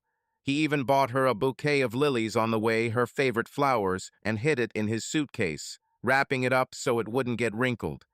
In his imagination, he could already hear her laughter, feel her hands on his neck. Just a little bit more, he repeated to himself, looking at the lights far below. Inside, everything was jubilant. They would spend Christmas together. He had not seen Emily for almost 5 months, and he was determined to make up for this separation. Perhaps he should even think about having a child. The thought suddenly occurred to him. Yes, it was time for them to think about adding to the family. Emily would be a wonderful mother, and his business trips could be cut back for the sake of the family. Michael closed his eyes and allowed himself to dream a little about the future. It seemed to him that all the difficulties were behind him. The contract was fulfilled. He was returning home to his loved ones, his wife and brother. On New Year's Eve, he thought, the three of them would raise their glasses. He, Emily, and Jason. Surely his mother and father would also be happy to learn of his return. Maybe the next day they would all gather together at the festive table. Turbulence shook the plane slightly, but Michael barely noticed. He was full of happy plans. Looking out the dark window, he said quietly, "Very soon, Em." He couldn't wait to land, rent a car, and drive to his sleepy town, which now, at night, was probably covered in snow and sparkling with garlands. He couldn't wait to insert the key into the door and see the shocked, joyful face of his wife. Michael didn't know that fate had already prepared another, terrible surprise for him, one he couldn't even imagine. The plane flew through the night, carrying him towards home, and his heart was overflowing with love and hope. Just a little more, and he would be next to those he loved most in the world. The front door swung open before they could come up with any excuse. Michael stood there, his duffel bag over his shoulder, his breath cloaked in a frosty cloud. At first he was smiling, ready for a joyful surprise, but when he saw the scene frozen in the living room, the smile slowly faded from his face. Emily and Jason were still standing side by side at the window, rooted to the spot. The festive table, the two-place settings, the twinkling tree, the intimate setting, it all spoke for itself, even if they had instantly jumped away from each other. Michael's eyes flashed with confusion, then stunned. "What is going on here?" he asked quietly, almost calmly, stepping inside. Neither Emily nor Jason found their voices. Michael's shoulder bag slapped loudly onto the floor. He looked around the room, 2 glasses on the table, the record still hissing softly, giving out the last notes of the song. His gaze settled on his brother next to his wife. "You are celebrating together," Michael said, still unnaturally calm, taking a step forward. "Michael," Emily finally croaked, rushing towards him. "It's not what you think." He pulled away before she could touch him. "Not what I think?" His voice broke, rising. "What is it, in your opinion?" Emily's whole body was shaking. Just a few seconds ago, she felt the warmth of the fireplace and the hugs, and now she was thrown into a freezing chill. "But you were supposed to after the holidays." She began to speak incoherently, not knowing what to say. Michael glanced at his brother. And that's all you care about now? That I arrived early? Jason moved forward. Michael, let me explain. Will you explain? Michael finally exploded, his eyes flashing with anger. Fine, explain. Explain why the hell my own brother is sitting in my house with my wife on Christmas night, with candles and glasses of wine. Please calm down. Emily began, but Michael turned a fiery gaze on her. Don't you dare tell me to calm down. He took a breath, his voice breaking into a growl. Jason stepped between him and Emily, holding up his hands in a placating gesture. Brother, let's talk calmly. It's hard, but don't call me brother, Michael shouted. Calm down? You dare ask me to calm down? Emily tried to get around Jason and approach her husband. Michael, please listen. But Michael was no longer in control of his rage. He pushed Jason out of the way and suddenly swung. The blow hit Jason in the cheekbone. He didn't have time to dodge and staggered, leaning on the edge of the table. No, Emily screamed, rushing to stand between them, but Michael had already grabbed his brother by the shirt, pinning him against the wall. How could you? He almost sobbed with rage. I trusted you, you son of a bitch. I asked you to look after her, and you. Jason didn't resist. He let himself be shaken by the collar. Blood was flowing from his cut lip. Beat me if it makes you feel better. He croaked through his teeth. Michael, please stop, Emily cried, trying to pull her husband away by the shoulder. Don't. Michael threw Jason aside. He hit the wall and staggered to his feet, breathing heavily. Michael turned to his wife, his eyes shining with what might have been anger or tears or both. And you? He couldn't even find the words. How could you, Emily? She stepped towards him, sobbing. Forgive me, please. Michael recoiled as if her touch was repulsive to him. He ran his hand over his face, trying to control himself, but his voice still trembled with rage. How long has this been going on? You both. How long? Emily hung her head, unable to speak. Jason wiped the blood from his chin with the back of his hand and said quietly, Several months. Michael gave him a withering look. You'd better keep quiet. Our honesty. We didn't mean to. It just happened. Emily muttered through her tears. Michael laughed bitterly, a terrible, broken laugh. You didn't want to. You were obviously dragged there by force. Damn it.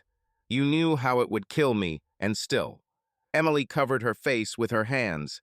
Each of his desperate, angry attacks stabbed like a knife. I love you, she repeated incoherently. Michael, I never wanted to hurt you. It's too late, he snapped coldly. Suddenly his tone changed to a dangerously quiet one. You slept with him? Emily sobbed, dropping her hands. There was no point in lying. Yes. Michael closed his eyes for a second, then nodded several times, as if making points. It's clear. He grabbed his bag from the floor.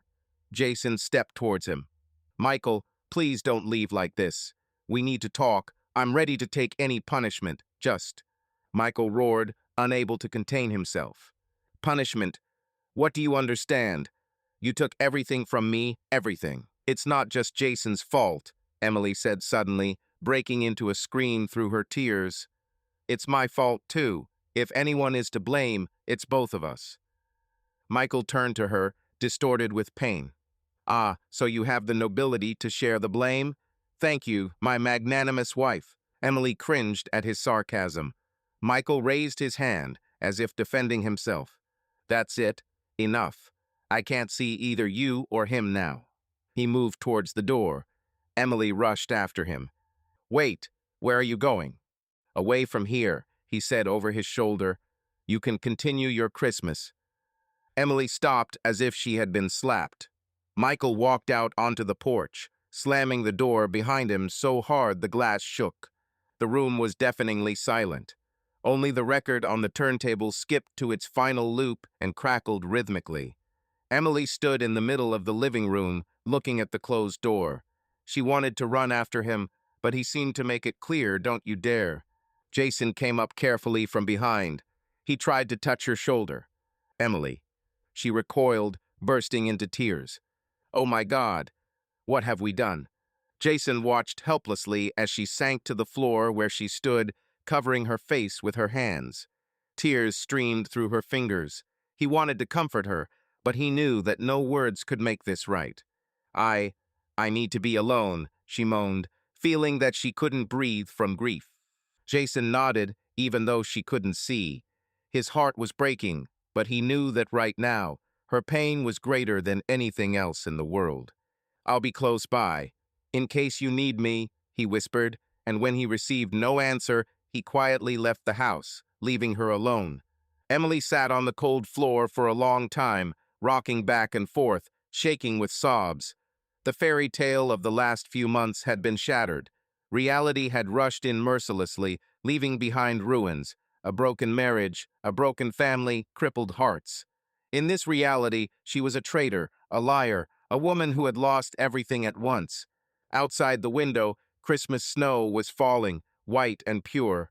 But for them, the holiday was over before it had even begun. The morning was gray and restless. Emily had not slept a wink, having cried herself to sleep until dawn. Her head was pounding, her eyes were puffy, but she forced herself to get up. She needed to find Michael, talk to him, beg him to forgive her, do something. But his phone was not answering, and she didn't know where he had gone during the night. By midday, when the snow outside began to fall in large flakes, the front door suddenly opened. Emily jumped. Michael was standing on the threshold. He looked broken, dark circles under his eyes, stubble in his hands, the car keys. She jumped up from her chair. Michael, he raised his hand, stopping the flow of her words that was about to pour out. I came back for my things. His voice sounded hoarse, as if he hadn't slept either. Emily leaned toward him. We need to talk.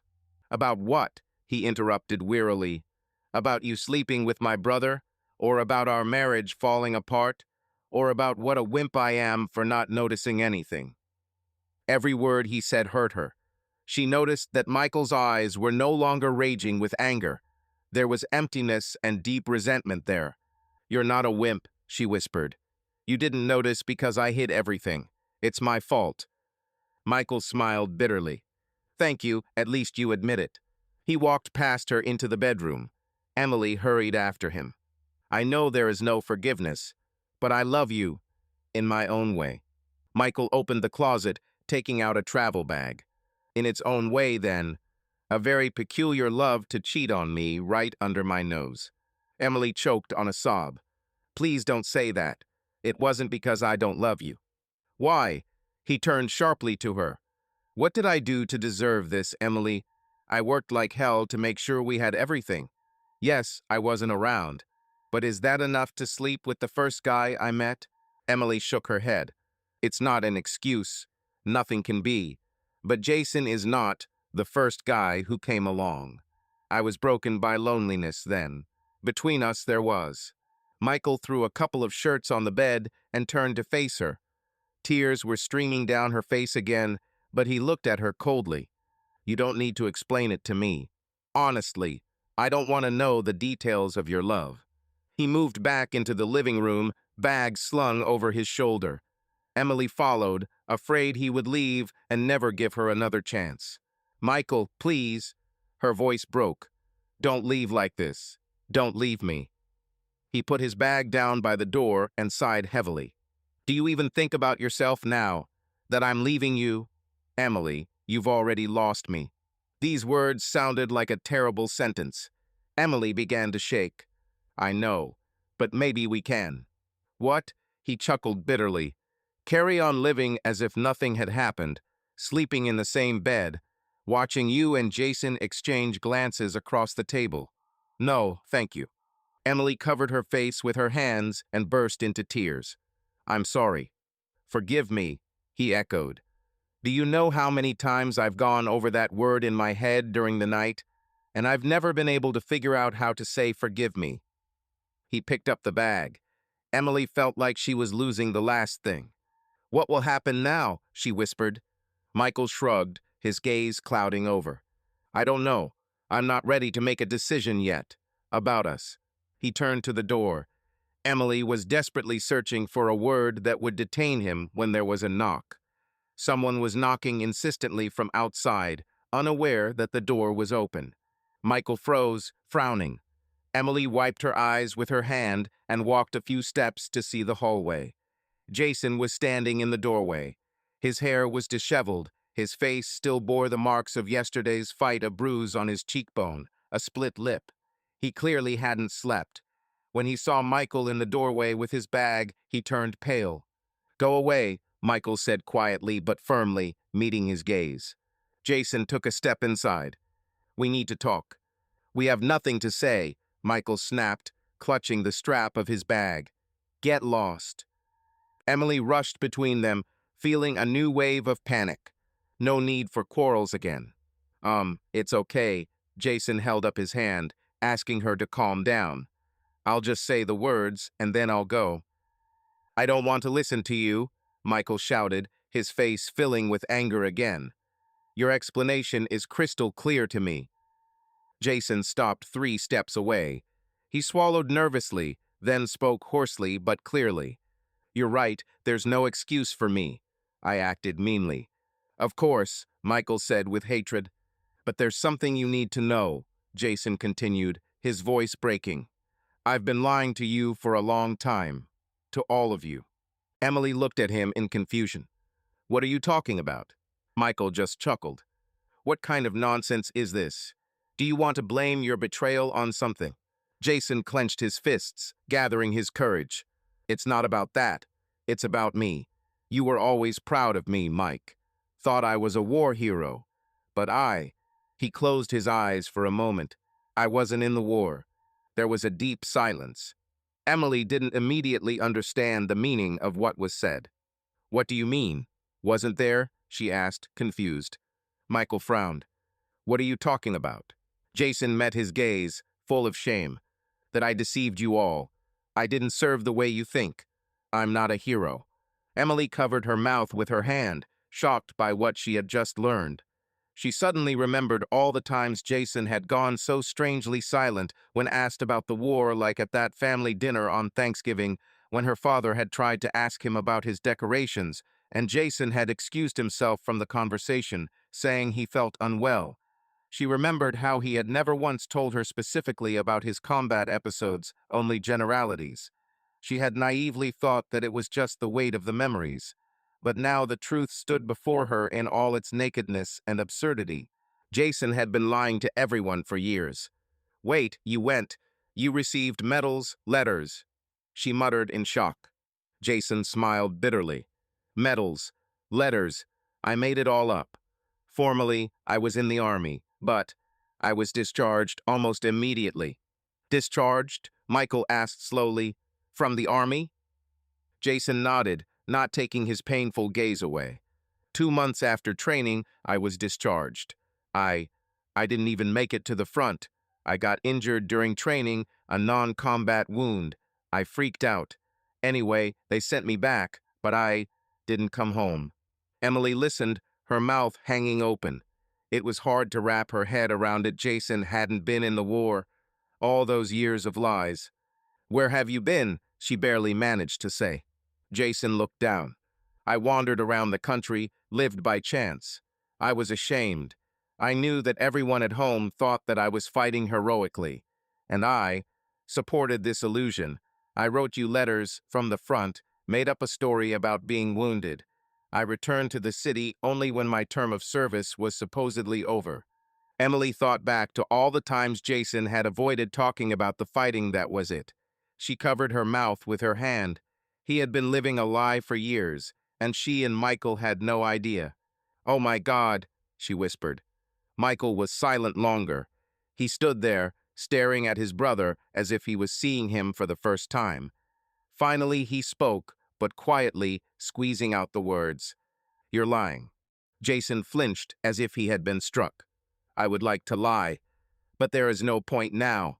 You must know, the one you thought I was. That person is gone. So, all this awards service." Michael ran his hand over his face. "I wrote to you, I was proud. And you were sitting somewhere in the rear?"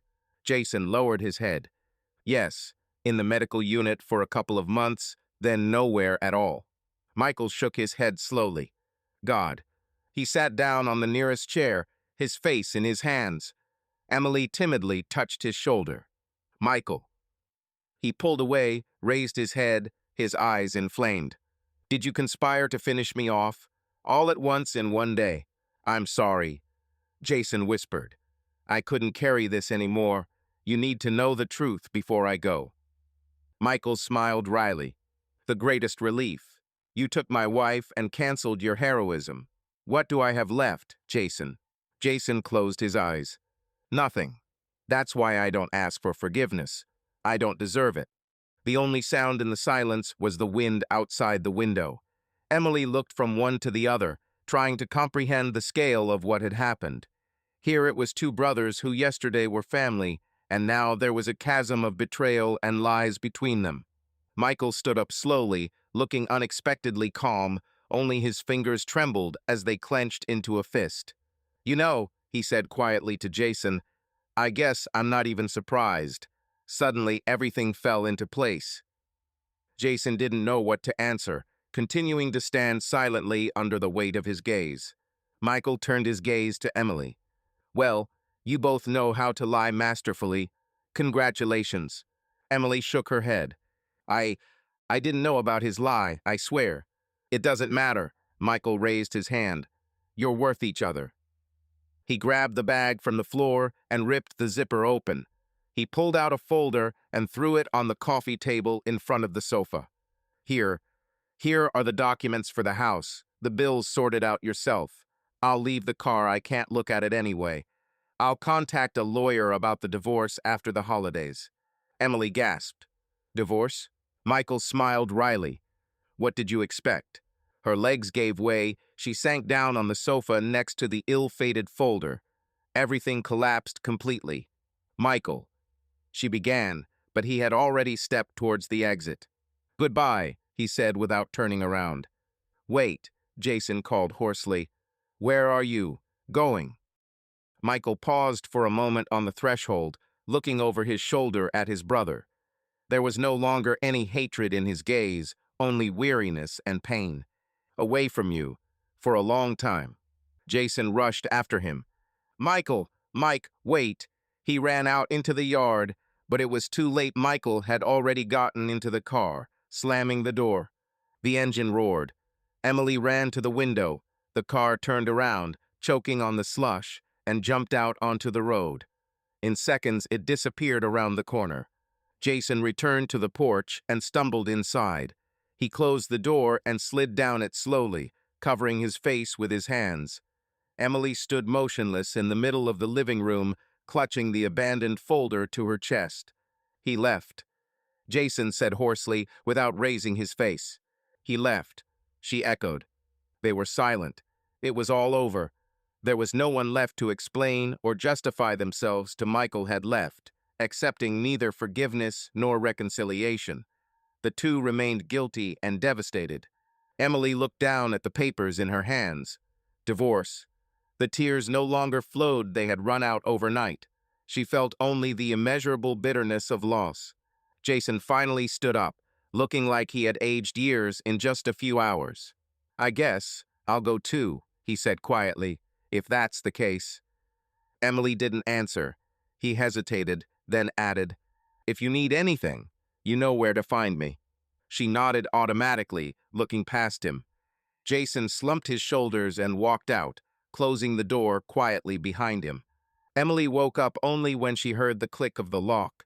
She fell onto the sofa, cradling the folder with documents, and stared out the window, where snow was falling. Her life was in ruins, and if there was still a spark of hope last night, now there was nothing left. Only the quiet rustle of paper in her hands, the last page of her former fate. The New Year holidays passed in a fog. Emily hardly left the house. The neighbors thought that she was worried about her husband's protracted business trip and pitied her, not knowing the real reason for her grief. During the week, only a few letters arrived. A notice from a lawyer, a short message from her mother-in-law asking her to call, but she still did not dare. Jason didn't show up either. She heard his car start a couple of times in the early morning, and then it would go quiet. He seemed to be avoiding even the chance to run into her. After Christmas, they didn't talk at all. But on New Year's Eve, Emily couldn't take it anymore. In the empty house, looking at the things Michael had abandoned, she realized that she was going crazy with loneliness and self-criticism. She needed to at least say goodbye to Jason to dot the dots. In the evening of December 31st, she plucked up her courage and went outside. The snow crunched under her feet, lights flickered in the windows of houses, voices could be heard somewhere families were getting ready to celebrate the holiday. Emily walked a few steps to Jason's house next door. His windows were dark. She knocked, no one answered. Her heart skipped a beat. What if he had already left? Without saying a word to her, she knocked again, harder. Silence. Emily was about to turn around when the door clicked shut. Jason was standing on the threshold. He was wearing a travel jacket and had a backpack over his shoulder. She could tell from his shocked expression that he hadn't expected to see her. "Are you going somewhere?" she asked quietly, nodding at the backpack. Jason looked down. "Yes, I thought. There's nothing more for me to do here. I wanted to leave at night." Emily felt a twinge of pain, but not surprise she had expected it. "It's clear." He stepped aside at the door. "Do you want to come in? It's cold." She stepped through the door. Inside, the house was much the same as it had been the last time she had visited. Cozy, but now somehow empty. A couple of boxes against the wall, where he had apparently been packing. They stood silently facing each other for a few seconds. Talking was harder than she thought. Finally, Emily forced out, "I came. To say goodbye, I guess." Jason's face twitched. He slowly set his backpack down on the floor. "I'm sorry I didn't tell you about my plans to leave. I didn't know if you wanted to see me. After everything." Emily clenched her palms to stop them from shaking. "Whether I want to or not, apparently I have to." He frowned. "It shouldn't." "I must," she repeated stubbornly. "We've come so far. It would be wrong to just run away like that, in silence." Jason sat down on the edge of the couch. She sat down next to him, keeping her distance. "And what do you want to hear?" he asked wearily. Emily thought about it and answered honestly. "I don't know. Maybe. What will happen to you next?" He chuckled briefly. "What next? I'll probably do what I should have done from the start. Join the army. I'll do real service. At least that might make up for it." Emily bit her lip. "Do you really want this? Or are you just punishing yourself?" Jason shrugged. "What difference does it make? I have nothing else but debt." Emily felt tears welling up. "Don't say that. You have a family, parents." "Family?" he repeated bitterly. "I let my parents down no less. Do you think Michael didn't call them? They know everything. They disowned me. My father said that I'm not their son anymore." Emily gasped. "No, it's out of anger." Jason shook his head. "Dad is not hot-tempered. If he said something, he meant it, and I don't blame them." Emily hung her head. She didn't think everyone would find out so soon. "I'm sorry," she whispered. Jason suddenly turned to her and looked piercingly. "What about you? How are you now?" She smiled sadly through her tears. "How? Divorced, most likely soon. Unemployed. In a small town where people will whisper behind your back. You can leave here," he suggested quietly. "Start again." Emily shook her head. "I can't think of anything yet. It hurts me. For all of us." "I know," he replied, looking down at his clasped hands. "I'd do anything to take it all back." Emily was silent. She understood it was too late, and there was probably nothing to return to. Much had turned out to be a lie or a mistake. But to be honest, Jason continued quietly, "I can't regret loving you." She looked up sharply. He looked serious and sad. "Even now?" she asked bitterly. "Even now," he confirmed. "Despite everything, these months with you have been the best in my life." Tears gushed from her eyes. She covered her face with her hand. "I'm sorry. I ruined everything." "Don't say that." Jason moved closer impulsively and took her hand. "You gave me a reason to live, even if only for a while. Without you, I would have remained a liar, a coward. It's probably better that everything came out. Honestly, it makes it easier to breathe, even if it hurts. Emily looked at their intertwined fingers. The warmth was so familiar, it made her heart clench. It's not any easier for me, she admitted. I feel like a monster. Jason shook his head, brushing a strand of hair from her face. You're not a monster. You're wonderful. You just ended up in a bad dream with me, which I stepped into myself, she objected. Not only you, he said softly. I have always been equally responsible for this. They sat in silence for a while. Emily tried to remember his appearance, his familiar face with stern features, sad brown eyes, lips that she had kissed so many times. She would miss him, terribly miss him. But now she didn't know if they could even morally allow themselves to be together. So much pain had been caused. To ruin someone else's life for the sake of her happiness, she couldn't. Are you going today? She asked without taking her hand away. Yes, he answered. The train is late at night. Where to? She couldn't help but ask. Jason sighed. First to a former colleague in Chicago, and then we'll see. I think I'll sign up as a volunteer somewhere. Emily nodded, unsure of what to say. It was reasonable to wish him luck, but it broke her heart to know that this goodbye was forever. Maybe it's better this way, Em, he said quietly, as if guessing her thoughts. It'll be easier for you too. Forget everything. She squeezed his hand tighter, tears falling again. I don't want to forget you. Jason moved closer and, after a moment's hesitation, hugged her. She buried her nose in his shoulder, crying silently. They sat there, saying goodbye without words. Finally, she pulled away and wiped her eyes. I guess I should go. It's getting dark, and you should get ready. He nodded and ran his fingertips over her wet cheek. You can handle it. Do you hear me? You're strong. She tried to smile through her trembling. We'll try. Jason stood up, and she stood up. They headed for the exit. At the threshold, he suddenly asked, stammering, If you can ever forgive me, you won't hate me, will you? Emily shook her head, looking at him in surprise. I never hated you. I guess I'll always love you. It's just, I know, he smiled bitterly. It wasn't meant to be. The tears came again. Emily quickly rose up on her toes and kissed him, a light, farewell kiss on the lips. Please take care of yourself, she whispered. Jason's eyes gleamed. He held her tightly to his chest for a moment. And you, forgive me for everything. She just silently shook her head. She forgave, of course, although she couldn't forgive herself either. Emily stepped out onto the porch. The dusk was falling. She looked back one last time at the man who had brought her so much happiness and sorrow at once. Jason stood in the doorway, not trying to hide the tears on his eyelashes.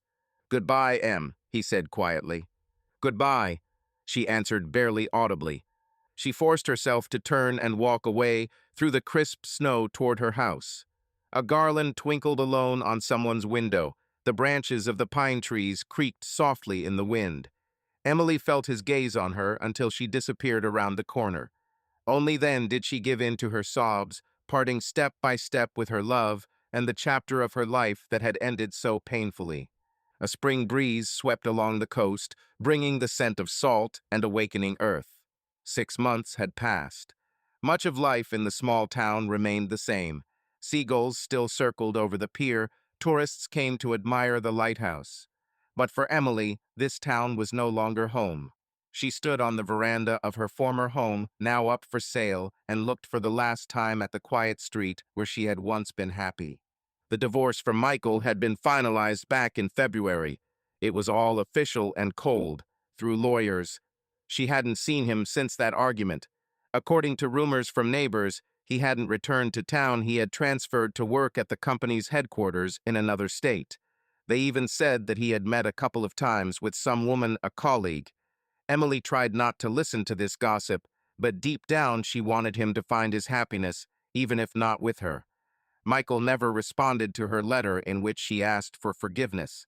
In that letter, Emily poured out everything that she had never been able to tell him in person. She wrote how she would forever repent and how highly she had always appreciated his love and trust. She asked him not to blame himself after all. It was only her fault and no one else's. Page after page, she begged him to understand how lonely and weak she had been, although this was no excuse. She admitted that she had lost herself and made the worst mistake of her life by betraying him. The letter was long and tearful, but as she reread her copy, she knew that Michael might not have been able to read it to the end. He had every right to do so. Jason, too, disappeared from her life. In January, he sent a short note with no return address. "I'm fine. Going away for a long time. Don't worry." There was no more news. Later, she learned from mutual friends that he had enlisted in the Foreign Legion, seeking oblivion in military service far from home. This news brought tears to her eyes, but she knew that this was his way of atoning for the guilt and pain in his own eyes. Emily closed the door behind her. She was leaving today. Everything that reminded her of her old life was behind her. She had decided to sell the house. There were too many memories within its walls. A small suitcase at her feet contained everything she needed for a new start. Documents, some clothes, photos of her parents. There were no photos of Michael or Jason, not because she wanted to erase them, but because those images were already forever imprinted in her heart. She stepped down from the porch and looked around the yard. The rose she and Michael had planted the first spring after their wedding was still growing in the corner. Green buds were poking through its dry branches. Life goes on, Emily thought. Even though it seemed like there was nothing ahead, she believed that time would heal the wounds. She needed to leave to find herself again without looking back at the past, without the constant pain and remorse at every step of the streets, where every stone reminded her. A taxi pulled up to take her to the station. The driver helped her put her suitcase in the trunk. Emily paused for a moment, taking in a deep breath of the cool sea air. She knew she would never forget Michael or Jason. She had loved them both in their own way, and it was her fault she had lost them. But she also knew she had to move on. Not for happiness, she didn't dare dream of that yet, but at least in the hope of someday finding forgiveness for herself. As she got into the car, she took one last look at the house and the quiet street. At that moment, a warm ray of spring sunshine broke through the clouds and illuminated the porch with golden light. Emily closed her eyes and felt a quiet sadness and relief stir in her soul. Whatever lay ahead, she would cope day by day, step by step. The taxi pulled away. A familiar picture slowly crept back in the rearview mirror. A house with a veranda, a spreading maple tree by the gate, a pale sky over the ocean. Emily watched it until the perspective hid everything. Then she turned forward. There was a road ahead, unknown, new. Emily didn't know what was waiting for her. She had to learn to live again, scarred, but still alive. Maybe someday she would allow herself to love again or earn forgiveness. For now, she simply rode toward a new chapter in her life, determined never to betray another's trust or herself. The wheels of the taxi hummed rhythmically, carrying her away. The town that had held so much of her happiness and pain was left behind. A thin strip of ocean was visible in the mirror, merging with the sky. Emily took a deep breath. She had a long way to go away to redemption, to understanding herself, to perhaps new hope. She closed her eyes for a moment and whispered, "Forgive me," either to the wind or to herself, or to those she had loved and lost. Meanwhile, the sun rose higher and higher, illuminating the road along which she was heading into the unknown. Subscribe to our channel so that your love doesn't cheat on you, and go ahead and listen to the next story, because this story is nothing compared to the next one. If you're under 18, don't even think click to the next one.